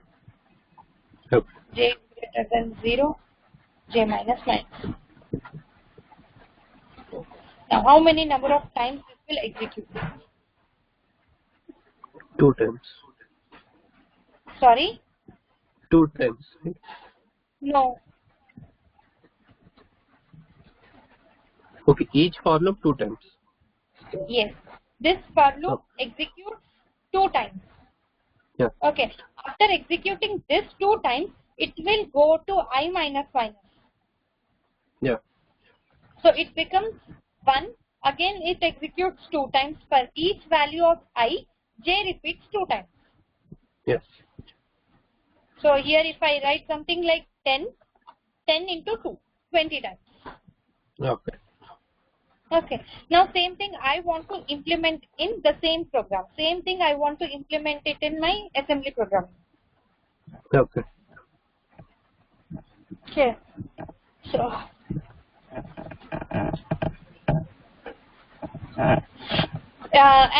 this is not case sensitive programming. Instructions, okay. Only instructions are not case sensitive, but labeling is case sensitive. Okay. And registers are case sensitive. Or case no, registers are also not case sensitive, so no problem. Move a comma hash 0.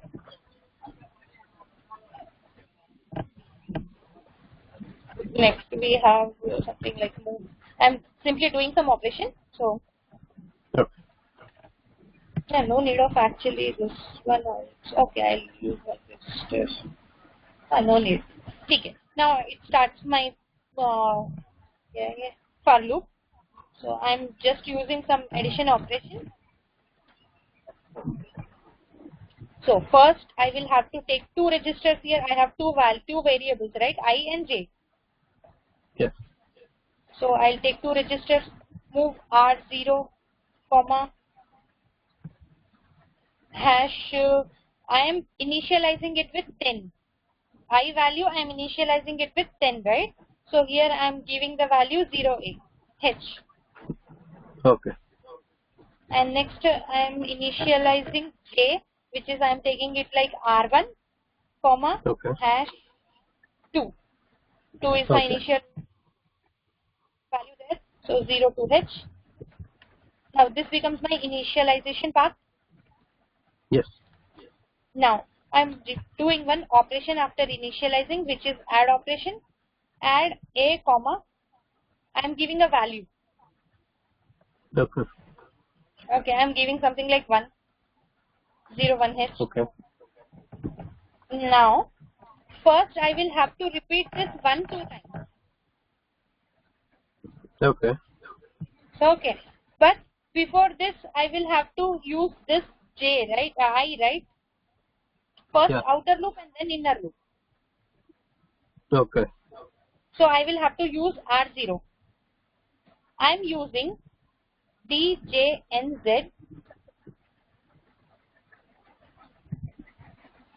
Okay. Okay. DJNZ R0. Will it work? Decrement. See, first if you decrement DJNZ, there is one problem. It will become 9. So when you do that, it will not repeat R1 2 times. So I'll decrement R1 first. Okay. Decrement R1 and repeat this operation. Okay. So here I'll place this repeat.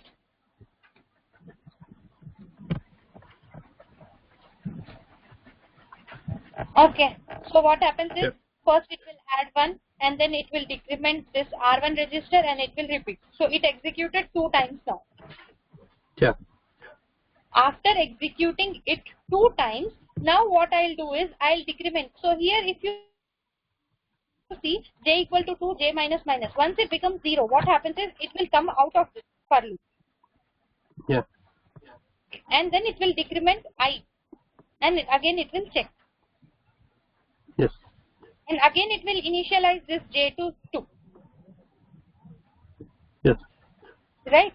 So what Yeah. I'll do is, again now I'll write something like, after executing this particular, here till it becomes 0, it is again going to this repeat and it is executing this particular R1 for loop, which is nothing but j for loop. Yeah. And then I am again writing, next instruction is djnz, which register is R0. 0. Okay, and I am writing here,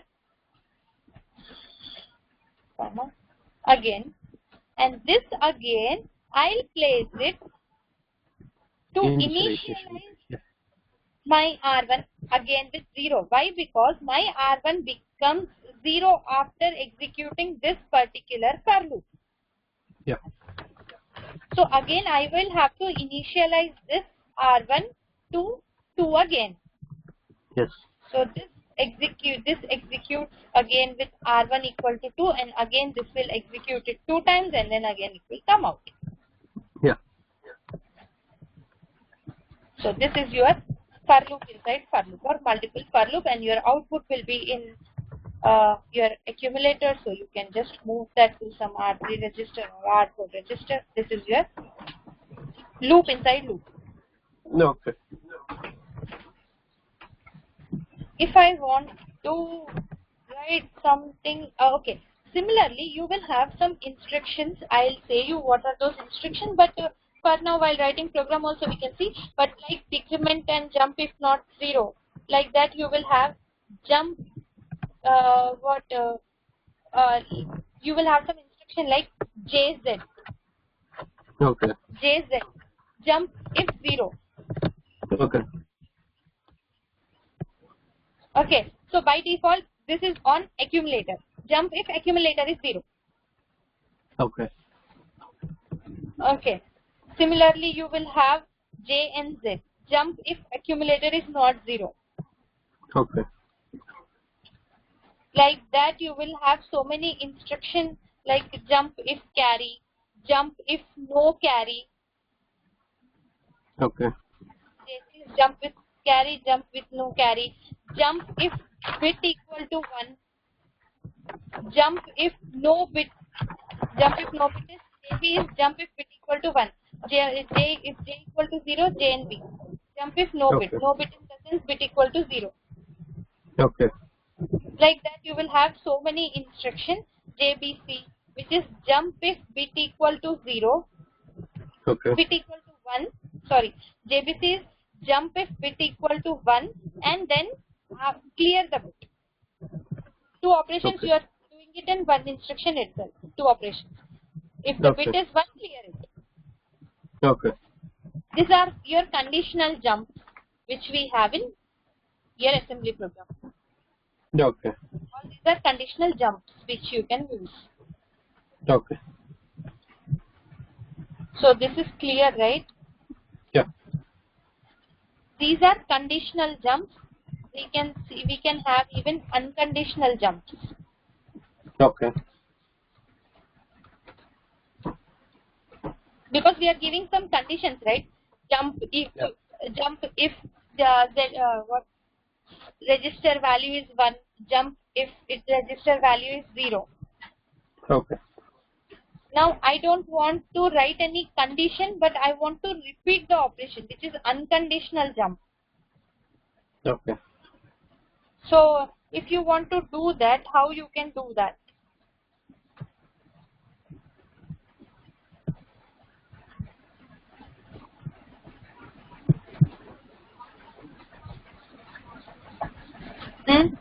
Will you try once?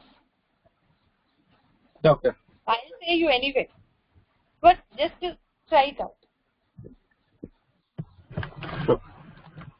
Okay. Right. Anyway, because I'm putting all these programs again in software, I'll show you. Actually, I was supposed to explain this on software itself, but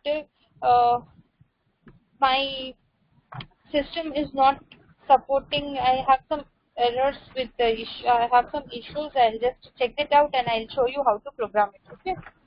All other programs I'll be showing you on this only, software only.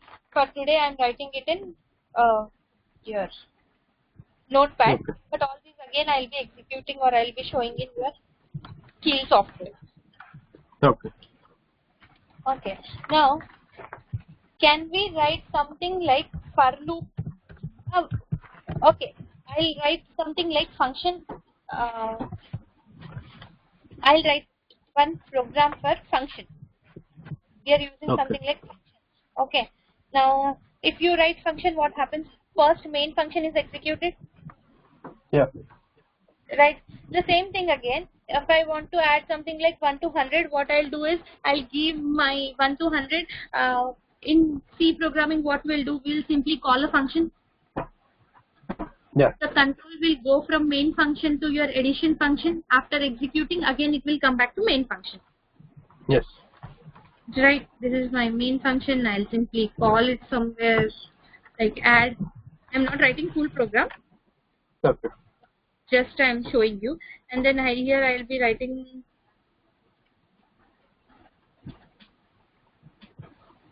here my add function. It will execute and again it will go.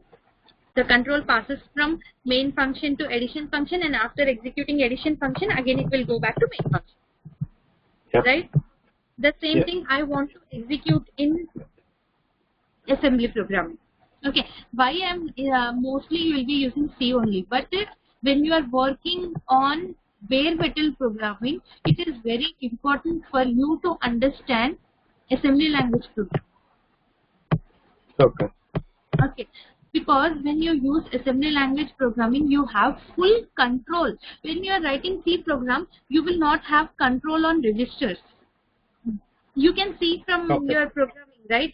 Whatever program we are writing, we are directly operating on registers. So we will have full control over registers. Okay. So we should know assembly language programming, and that we will be almost many instructions will be same for assembly language programming, but how many bits, and you will have two sets of instruction actually: reduced instruction, set instruction, and compact you have CISC and RISC. Complex instruction, set instruction, and reduced instruction, set instruction. Okay. Previously we used to use CISC. CISC are nothing but complex instruction, means starting में what they used to do is write so many instructions to write one program. Okay. So for each and everything you used to have an instruction, and it becomes so many instructions. Bulk of instructions used to be there. So complex instruction set computer. Okay. And reduced instruction set is your instructions are reduced, or you can say all those instructions whatever we are giving, move and all those, it becomes of a compact size. All these are reduced. So mostly now whatever we get is reduced instruction set. Previously in old things we used to have CISC. There's more number of instructions are there, and it becomes difficult to write a program, because we will, for each and every operation, one instruction is there. So we will have to use that. It becomes big and complex. Yes. And reduced instruction set is you will have a limited number of instructions, and you will be using only those instructions to write your program. Okay. Now we will write one program to same addition program only, but this time we will do it using. So I am writing main.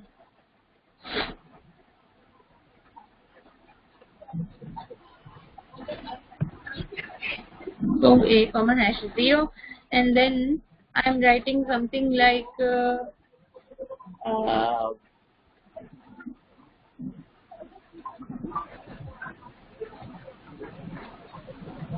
what I'll do is I'll just again initialize one register. No, I'll do. What I'll do is I'll pass my structure. I'll pass my value to some other.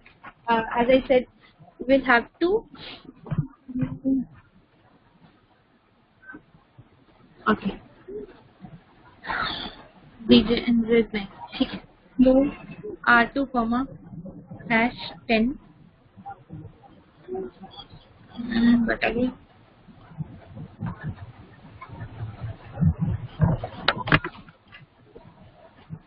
Okay.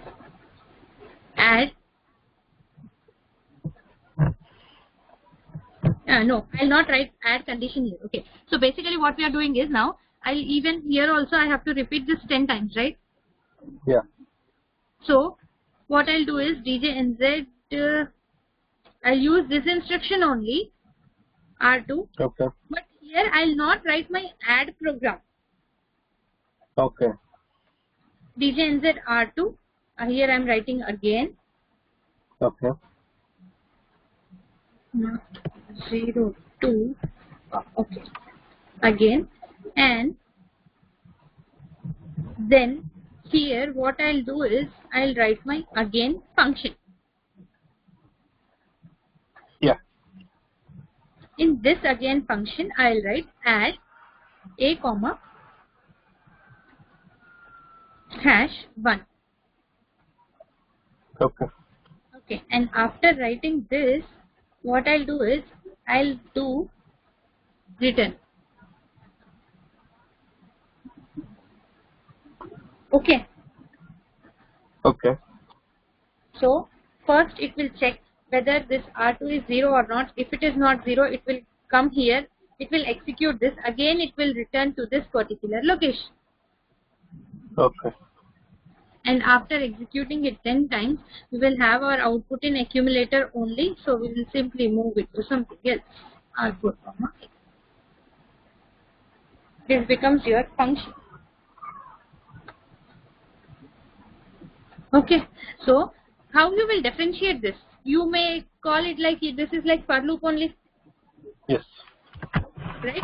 So here this return instruction makes a difference. Okay. So here this is a function, whatever function, again here also functions will have this label compulsory. Okay. So whenever it sees a label and a return value, we can say that this is a function. Okay. So that RET we should not add there as a label. Sorry? Third line. So this RET we should not add in that as a label in the third line. Or else it is. Sorry, No. I didn't get you. Please repeat. So now we are telling, we are adding like again, right? So it is going through this label, correct? Right. Similarly, RET, whether we should call that or what, or else it is a separate instruction. RET is a separate instruction. This is user predefined instruction. Return is something like in C programming also I'll say you always it returns 0 even if we write or if we don't write. Return is an instruction to resume the work from last where we left it. Okay. Yeah. It is a predefined function. Okay.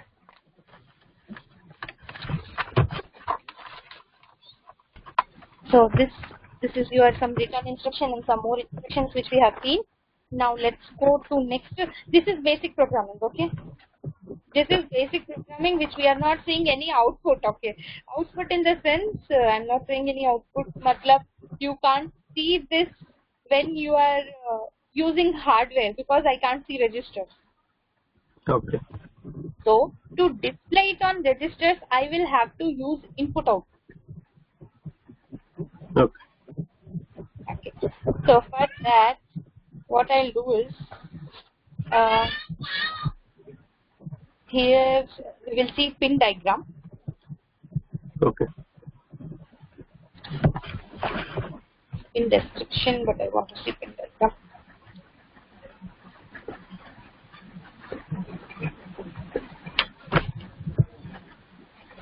So each and every microcontroller, they will have one particular pin diagram. As I said, you will have some pins, right? You can. Yeah. Are you able to see this Chrome? No, I'm seeing only the notepad. Notepad. Okay. Okay. Okay.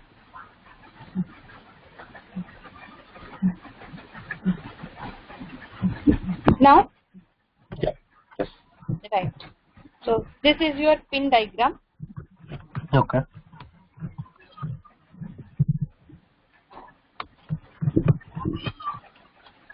All these are same only, but only packaged in different.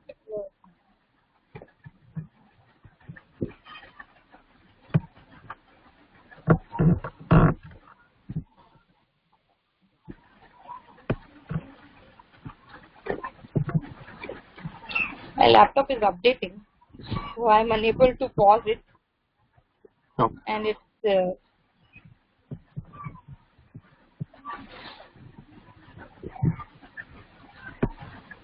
Okay, you can see this 40 lit pin. Yeah. Right. Now I'll explain you what is pin diagram and how to read it. Okay. Okay. Each and every IC will have a pin diagram. Okay. Okay. Before this, I forgot to say one more thing. Now, tell me something. If I want to execute all this, just now we have written some programs, right? Yeah. Now, if I want to know, is it like how much time it will take, or it should take? We should know. Yes. Here, move a comma hash 0 is taking some time, Okay. and move r4 comma 0ah is also taking time. Yeah. If this instruction takes something like 1 second, and if this instruction is taking somewhere like 5 seconds, this is wrong. This Okay. will not sync our program. Each and every instruction should sync. Each instruction should be executed in particular frame of time. Okay. Okay. So for that, we will have something called machine cycle. Okay. Okay. Now, what this machine cycle is, we will have machine cycle. Each instruction has to be executed only in this particular machine cycle. Okay. It should not take more or less. Okay. So here in 8051, 12 machine cycles comprises one clock unit. Okay. Like we, in simple terms, 60 seconds is equal to 1 minute. Yeah. Right? So here one machine cycle is nothing but 12 clock cycles. Okay. Each instruction has to be executed in one machine cycle. One machine cycle comprises of 12 clock cycles. Okay.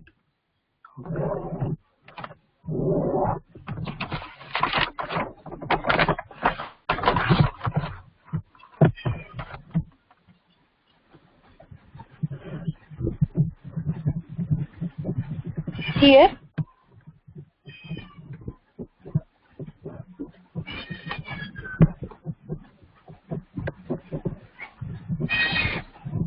like this, you will have clock cycles, okay? Okay. So this 12 cycles comprises one machine cycle, Okay. such that everything will be in synchronous mode. Okay. Everything is connected. Only 12 cycles, all the operations has to be executed in that particular cycle. Okay. Okay. Now the question is, how it will know that it is 12 clock cycles? Right. For that, I need something which can say that, okay, these are 12 clock cycles. If 12 clock cycles, it's equal to one machine cycle. Okay. You understand my question? Yeah. Yeah. So for that, what we use is crystal oscillator. Okay. Crystal oscillator is used to generate clock cycles. Okay. So crystal oscillator generates clock cycle, and then 12 clock cycles is equal to 1 machine cycle. Only this thing, 12 clock cycle is equal to 1 machine cycle, is only for 8051.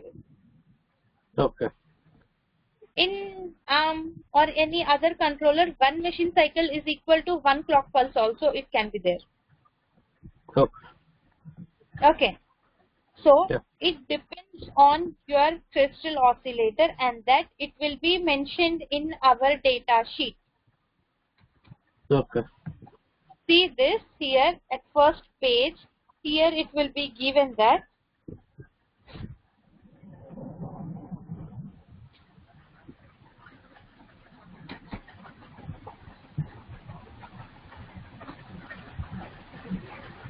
it got stuck. 1 minute.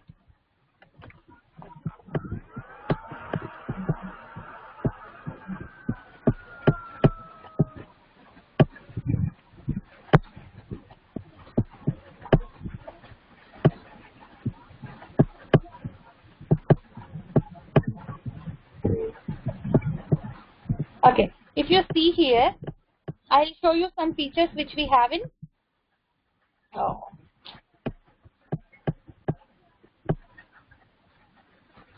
And just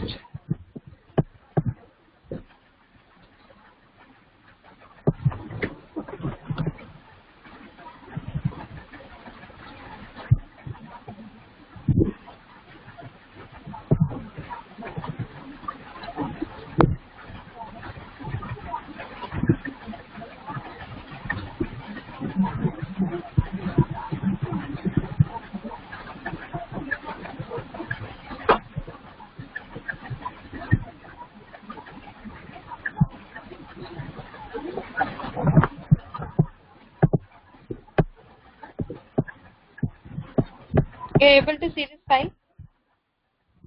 Yeah. Okay. Now here, if you see here, this particular part number, we call this as part number. Okay. This is 8089S52. Now what does this mean? This means that 80 is the company name. Okay.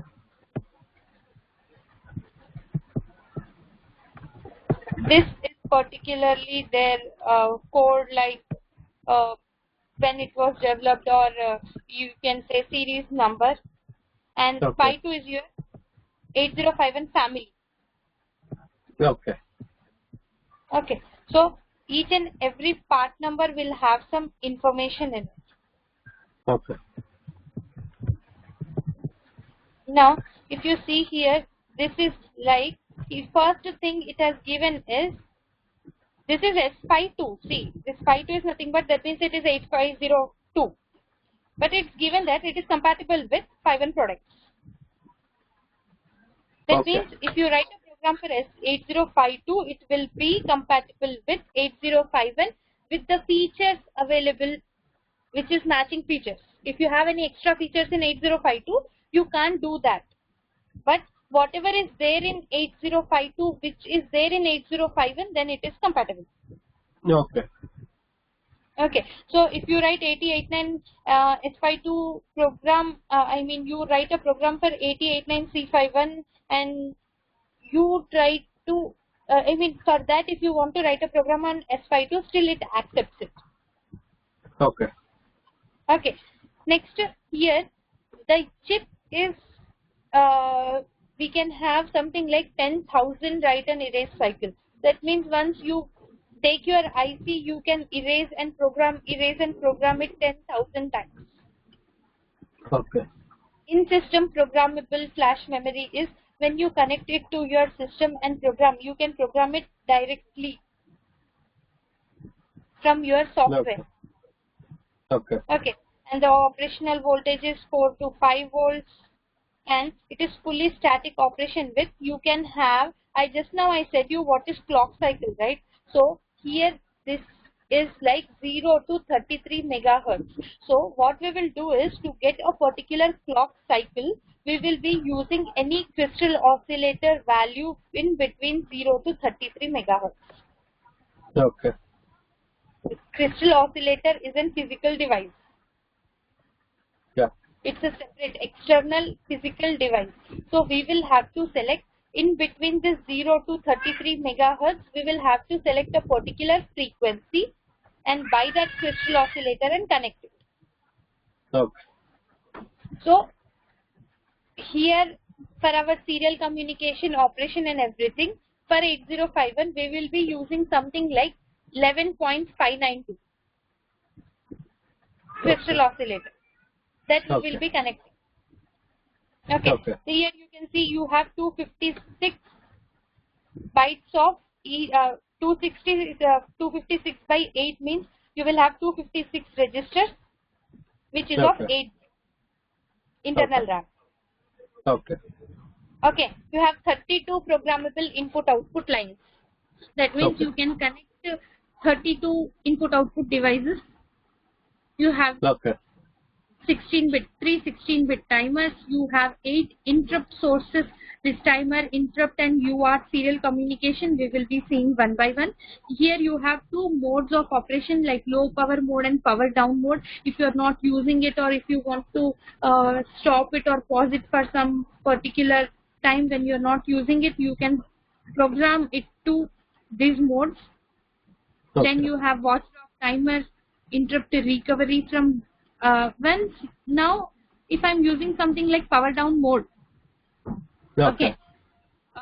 even you use it in your laptop, if you use something like sleep mode or something, right, and when you click on any key, it should turn on, right? Yes. So this particular time is called recovery time. Okay. When we click on it, that is an interrupt from outside. We are interrupting its power down operation. We are interrupting its power down mode. So once we interrupt it, how much time it is taking to recover from power down mode to active mode? Okay.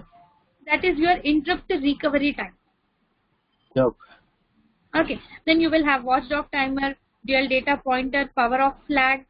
Power off flag, I said you, flag is nothing but an indicator. Like we have in PSW, it will also have like power off is 1 or 0. Whether this option is on or off, or we need to do it. Fast programming time, it will take very less time to program the IC, flexible ISP, and green packaging option. All these things we will be seeing one by one. Okay, but here the thing why we came here was why we came here actually is one point I was saying. I forgot that. Okay. Machine cycle. Sorry? Machine cycle. Okay. Yeah, machine cycle. Right. But here it is not given machine cycle actually 32. Okay, maybe in next pages it might give it. So first we will see that and then they'll say you. Yeah, I was saying you that it depends on how many machine cycles and that will be specified in your data sheet. Yes. So here it's not specified, so maybe in next pages we can see that. So. No.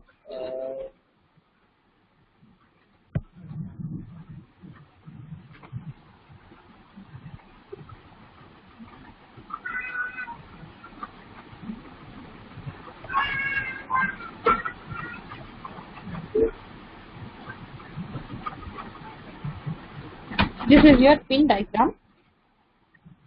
Okay. Yeah.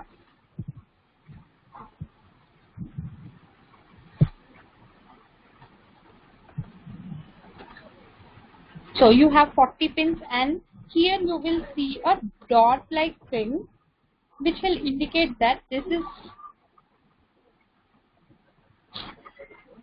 save it.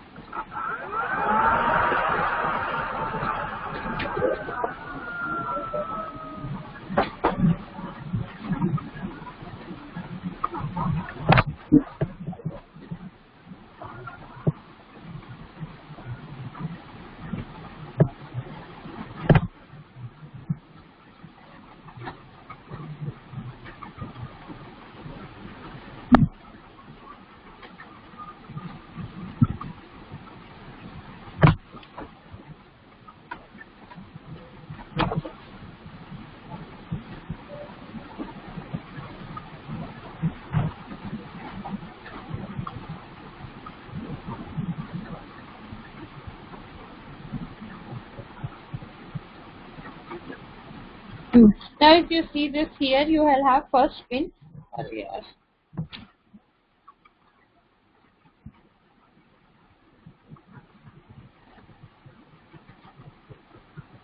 I'm sorry for this. No.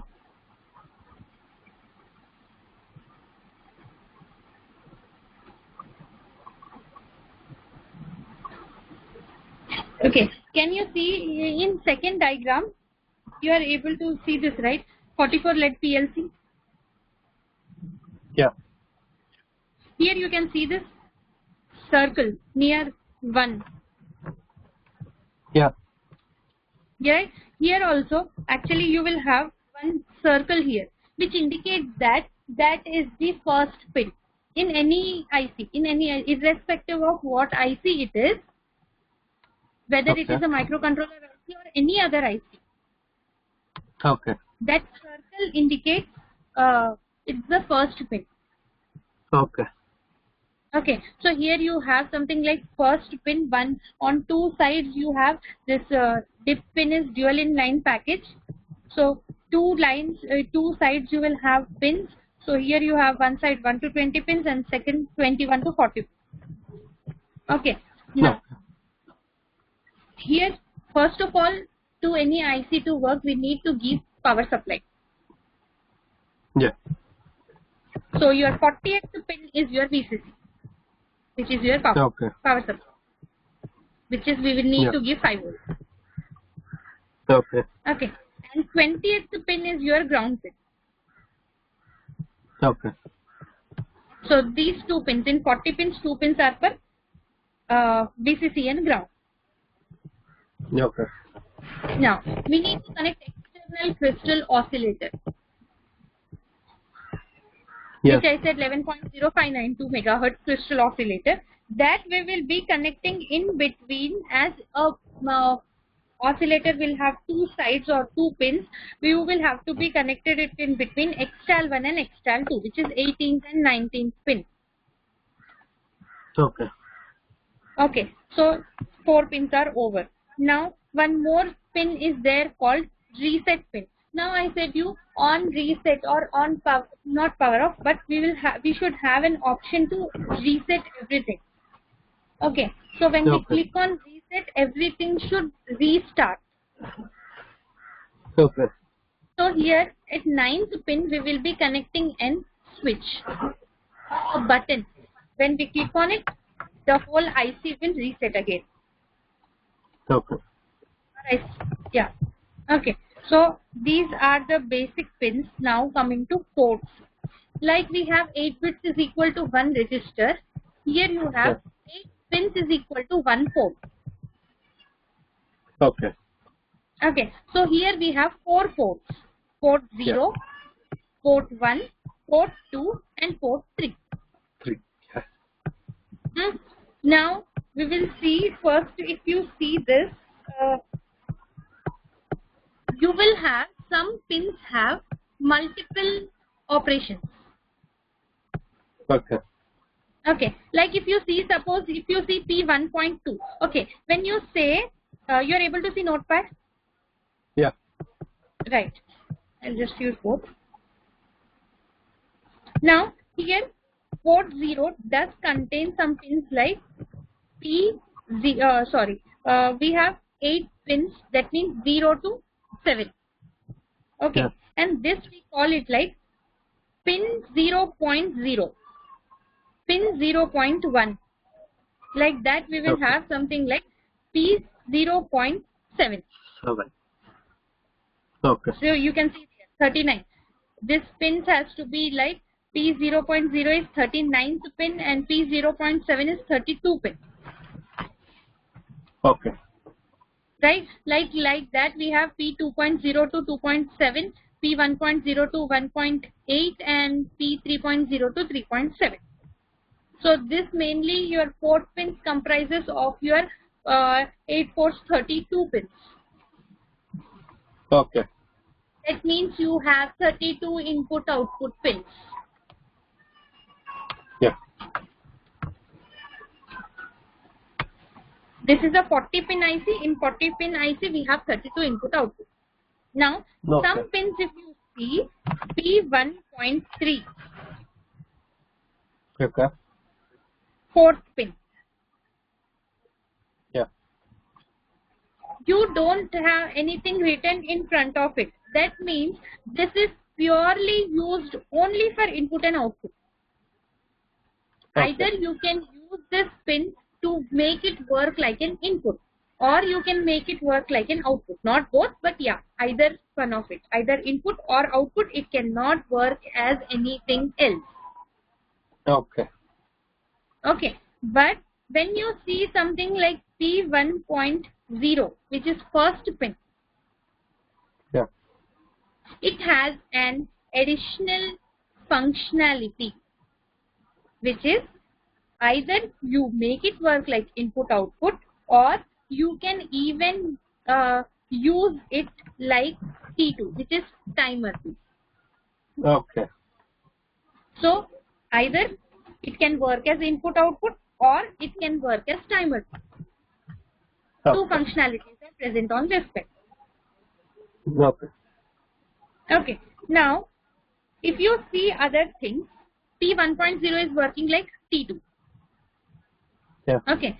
P1.1, it has an additional function of acting like T2X, which is like one more timer function only. Okay. And then you have P1.5 and 1.6 as MOV and MISO, which is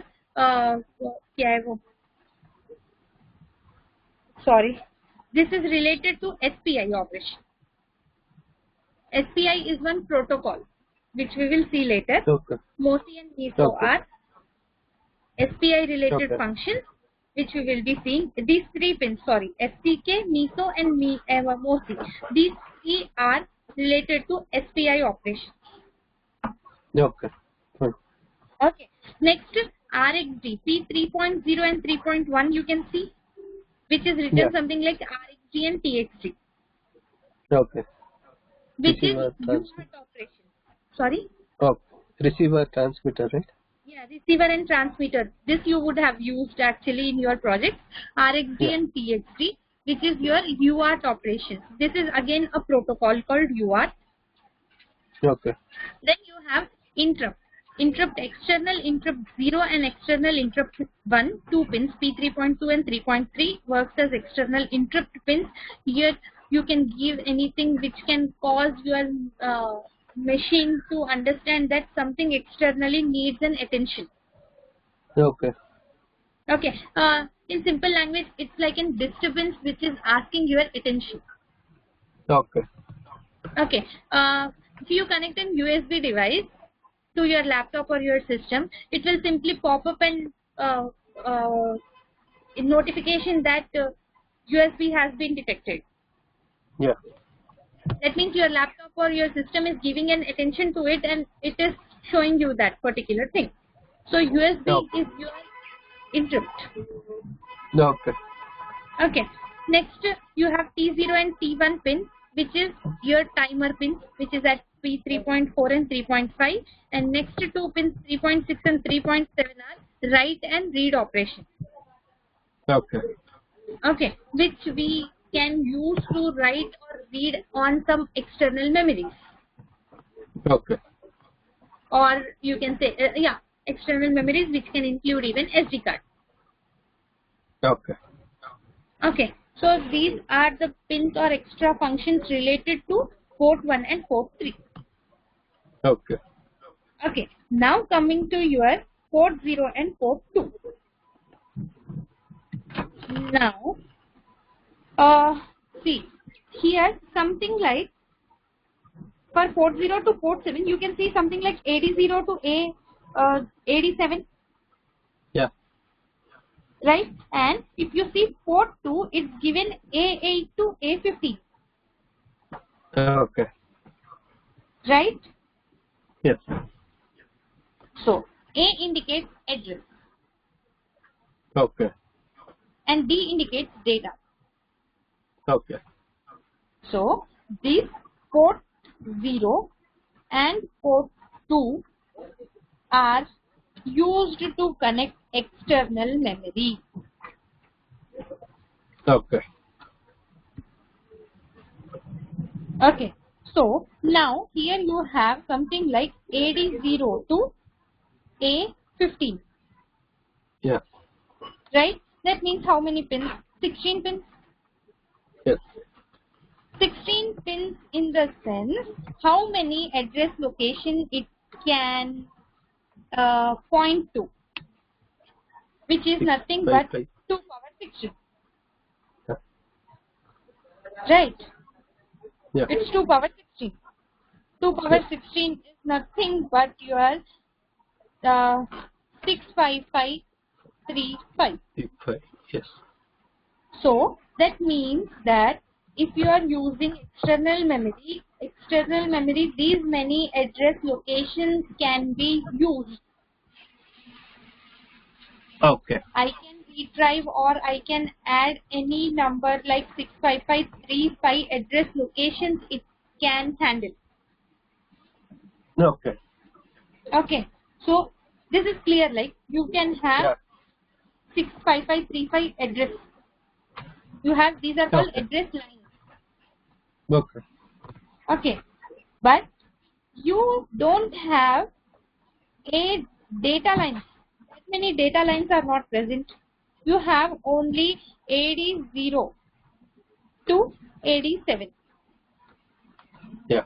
So you have 16 address lines, but you have only 8 data lines. Data lines. Okay. Okay. So basically you can say it like you will have yeah, 1 second.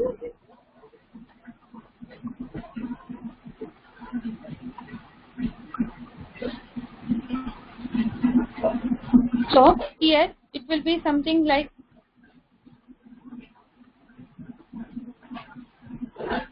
this is my external memory. Okay. Address line starts from 0 and here it is 65535 or I can say FFFH. This is my maximum memory. Okay. Okay. Sorry.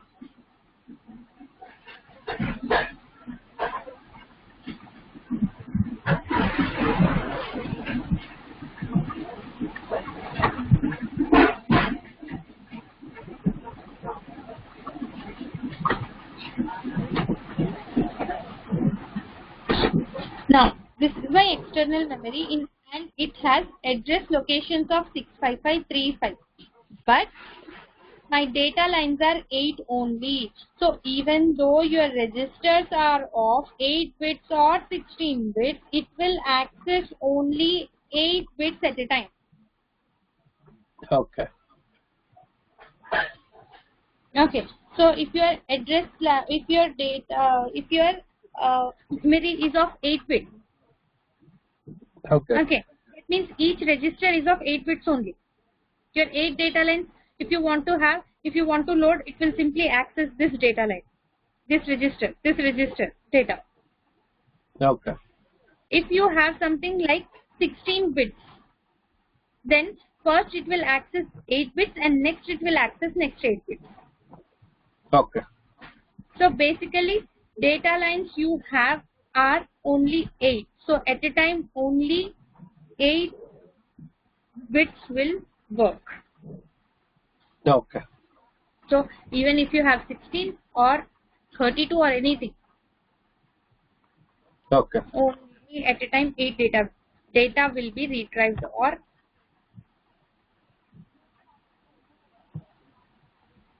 okay, this is clear?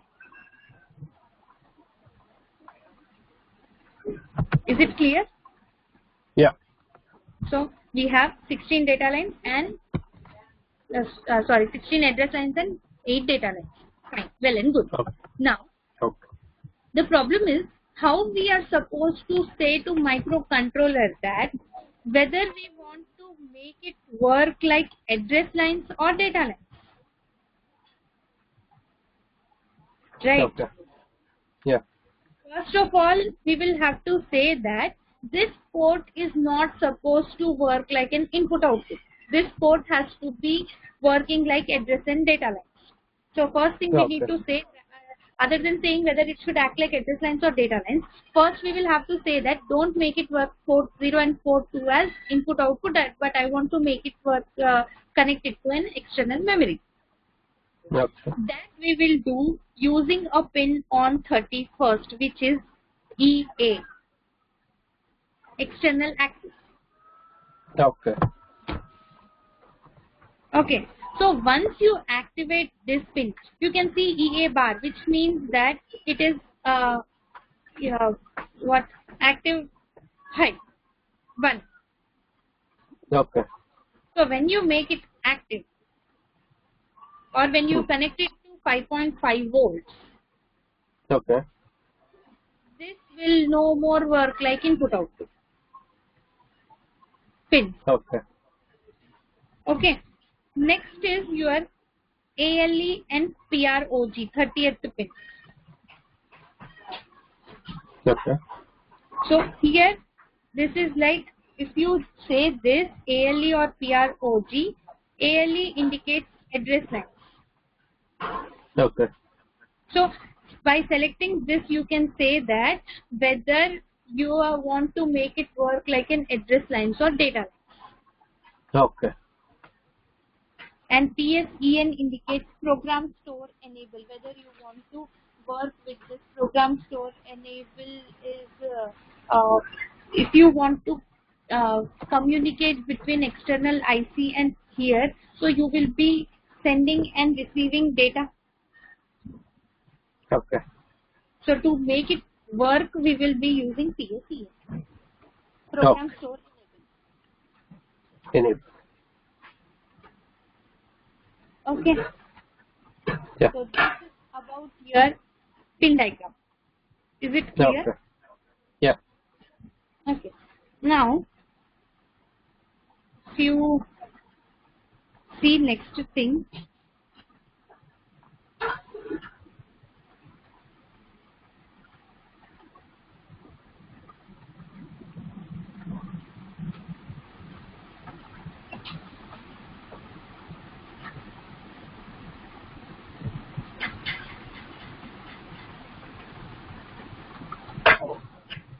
see here also everything is given. Okay. Okay. So this is VCC ground, port 0, port 1.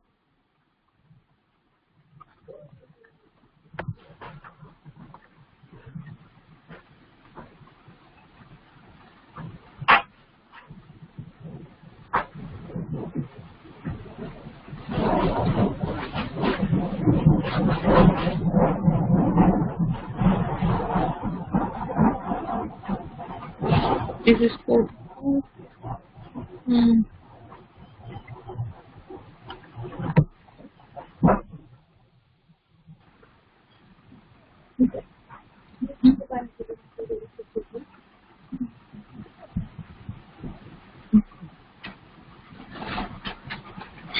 So here what we will do is we will be seeing each and every port programs and see this is ALE, which is address latch enable.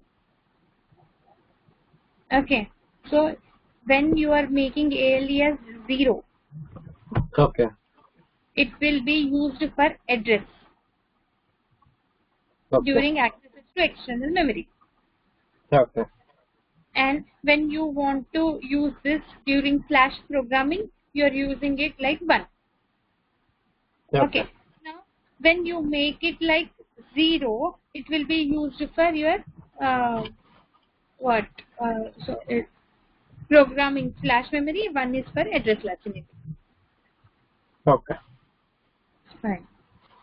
1 minute. I thought of showing the experiment. We will be seeing 1 by 1 for each and everything, which means like we will be having tomorrow. I mean, we will be using port programming, input-output port programming. Then we will connect to some devices. Like we'll be connecting LED switches, 7 segment, LCD, keypad, DC mode, stepper mode. Okay. Okay. And after that, we will be seeing something like serial communication, which is UART, SPI. If we have I2C, we can see I2C, but I don't think in SP8051 we do have I2C. And next, we will have timers, counters, interrupts. These are the topics which we have in 805. So, by tomorrow, I will try to finish maximum amount, but still, I'll try. If not, again we will have to finish it in next week. Okay. So tomorrow it will be completely practical thing. There will be nothing like. Now, if you see here, I'm so sorry. Due to my laptop, I'm facing so many issues. Please bear with this. Tomorrow, I'll try to fix it. Okay.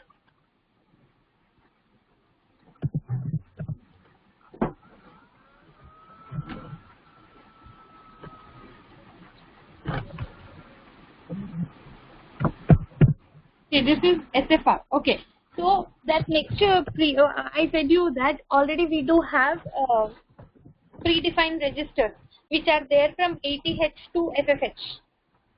Yeah. Right? Those registers like PSW register, port 0 is also one register, port 1, port 2, port 3, all these are registers which do have some special functions already defined. Those are called special function registers. Okay. Okay, and here you can see the address location of it. See, accumulator is at are you able to see PDF? Yeah. So accumulator address is 0EH. Yeah. Okay. In this way, we can have address location of each and every register. Okay. PSW register is at 0DO, 0H. Okay. Like that, we have T2 mode, T2 con. This is port register, port 3, IE 2. Like this, we have all the registers given a particular address. So, as I said, you have some reserved space here. Okay. So that reserved, this starts from ATH. See, ATH address is from port 0. Okay. Okay. So similarly, this is from 80H to 87H. Yeah. 80H location has 8 bits again. Yeah. This particular has 80H has 8 bits again. Okay. In this particular thing, 86H doesn't have anything before PCON. It's reserved. Yes. So if your microcontroller allows, you can use it. If not, you cannot use it. Okay. So each and every particular registers which you have does have some particular memory location assigned already.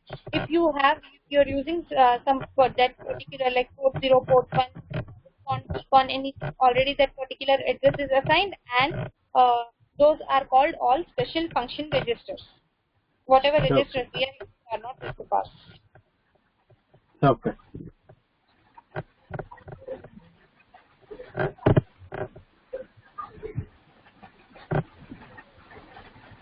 Okay. Okay.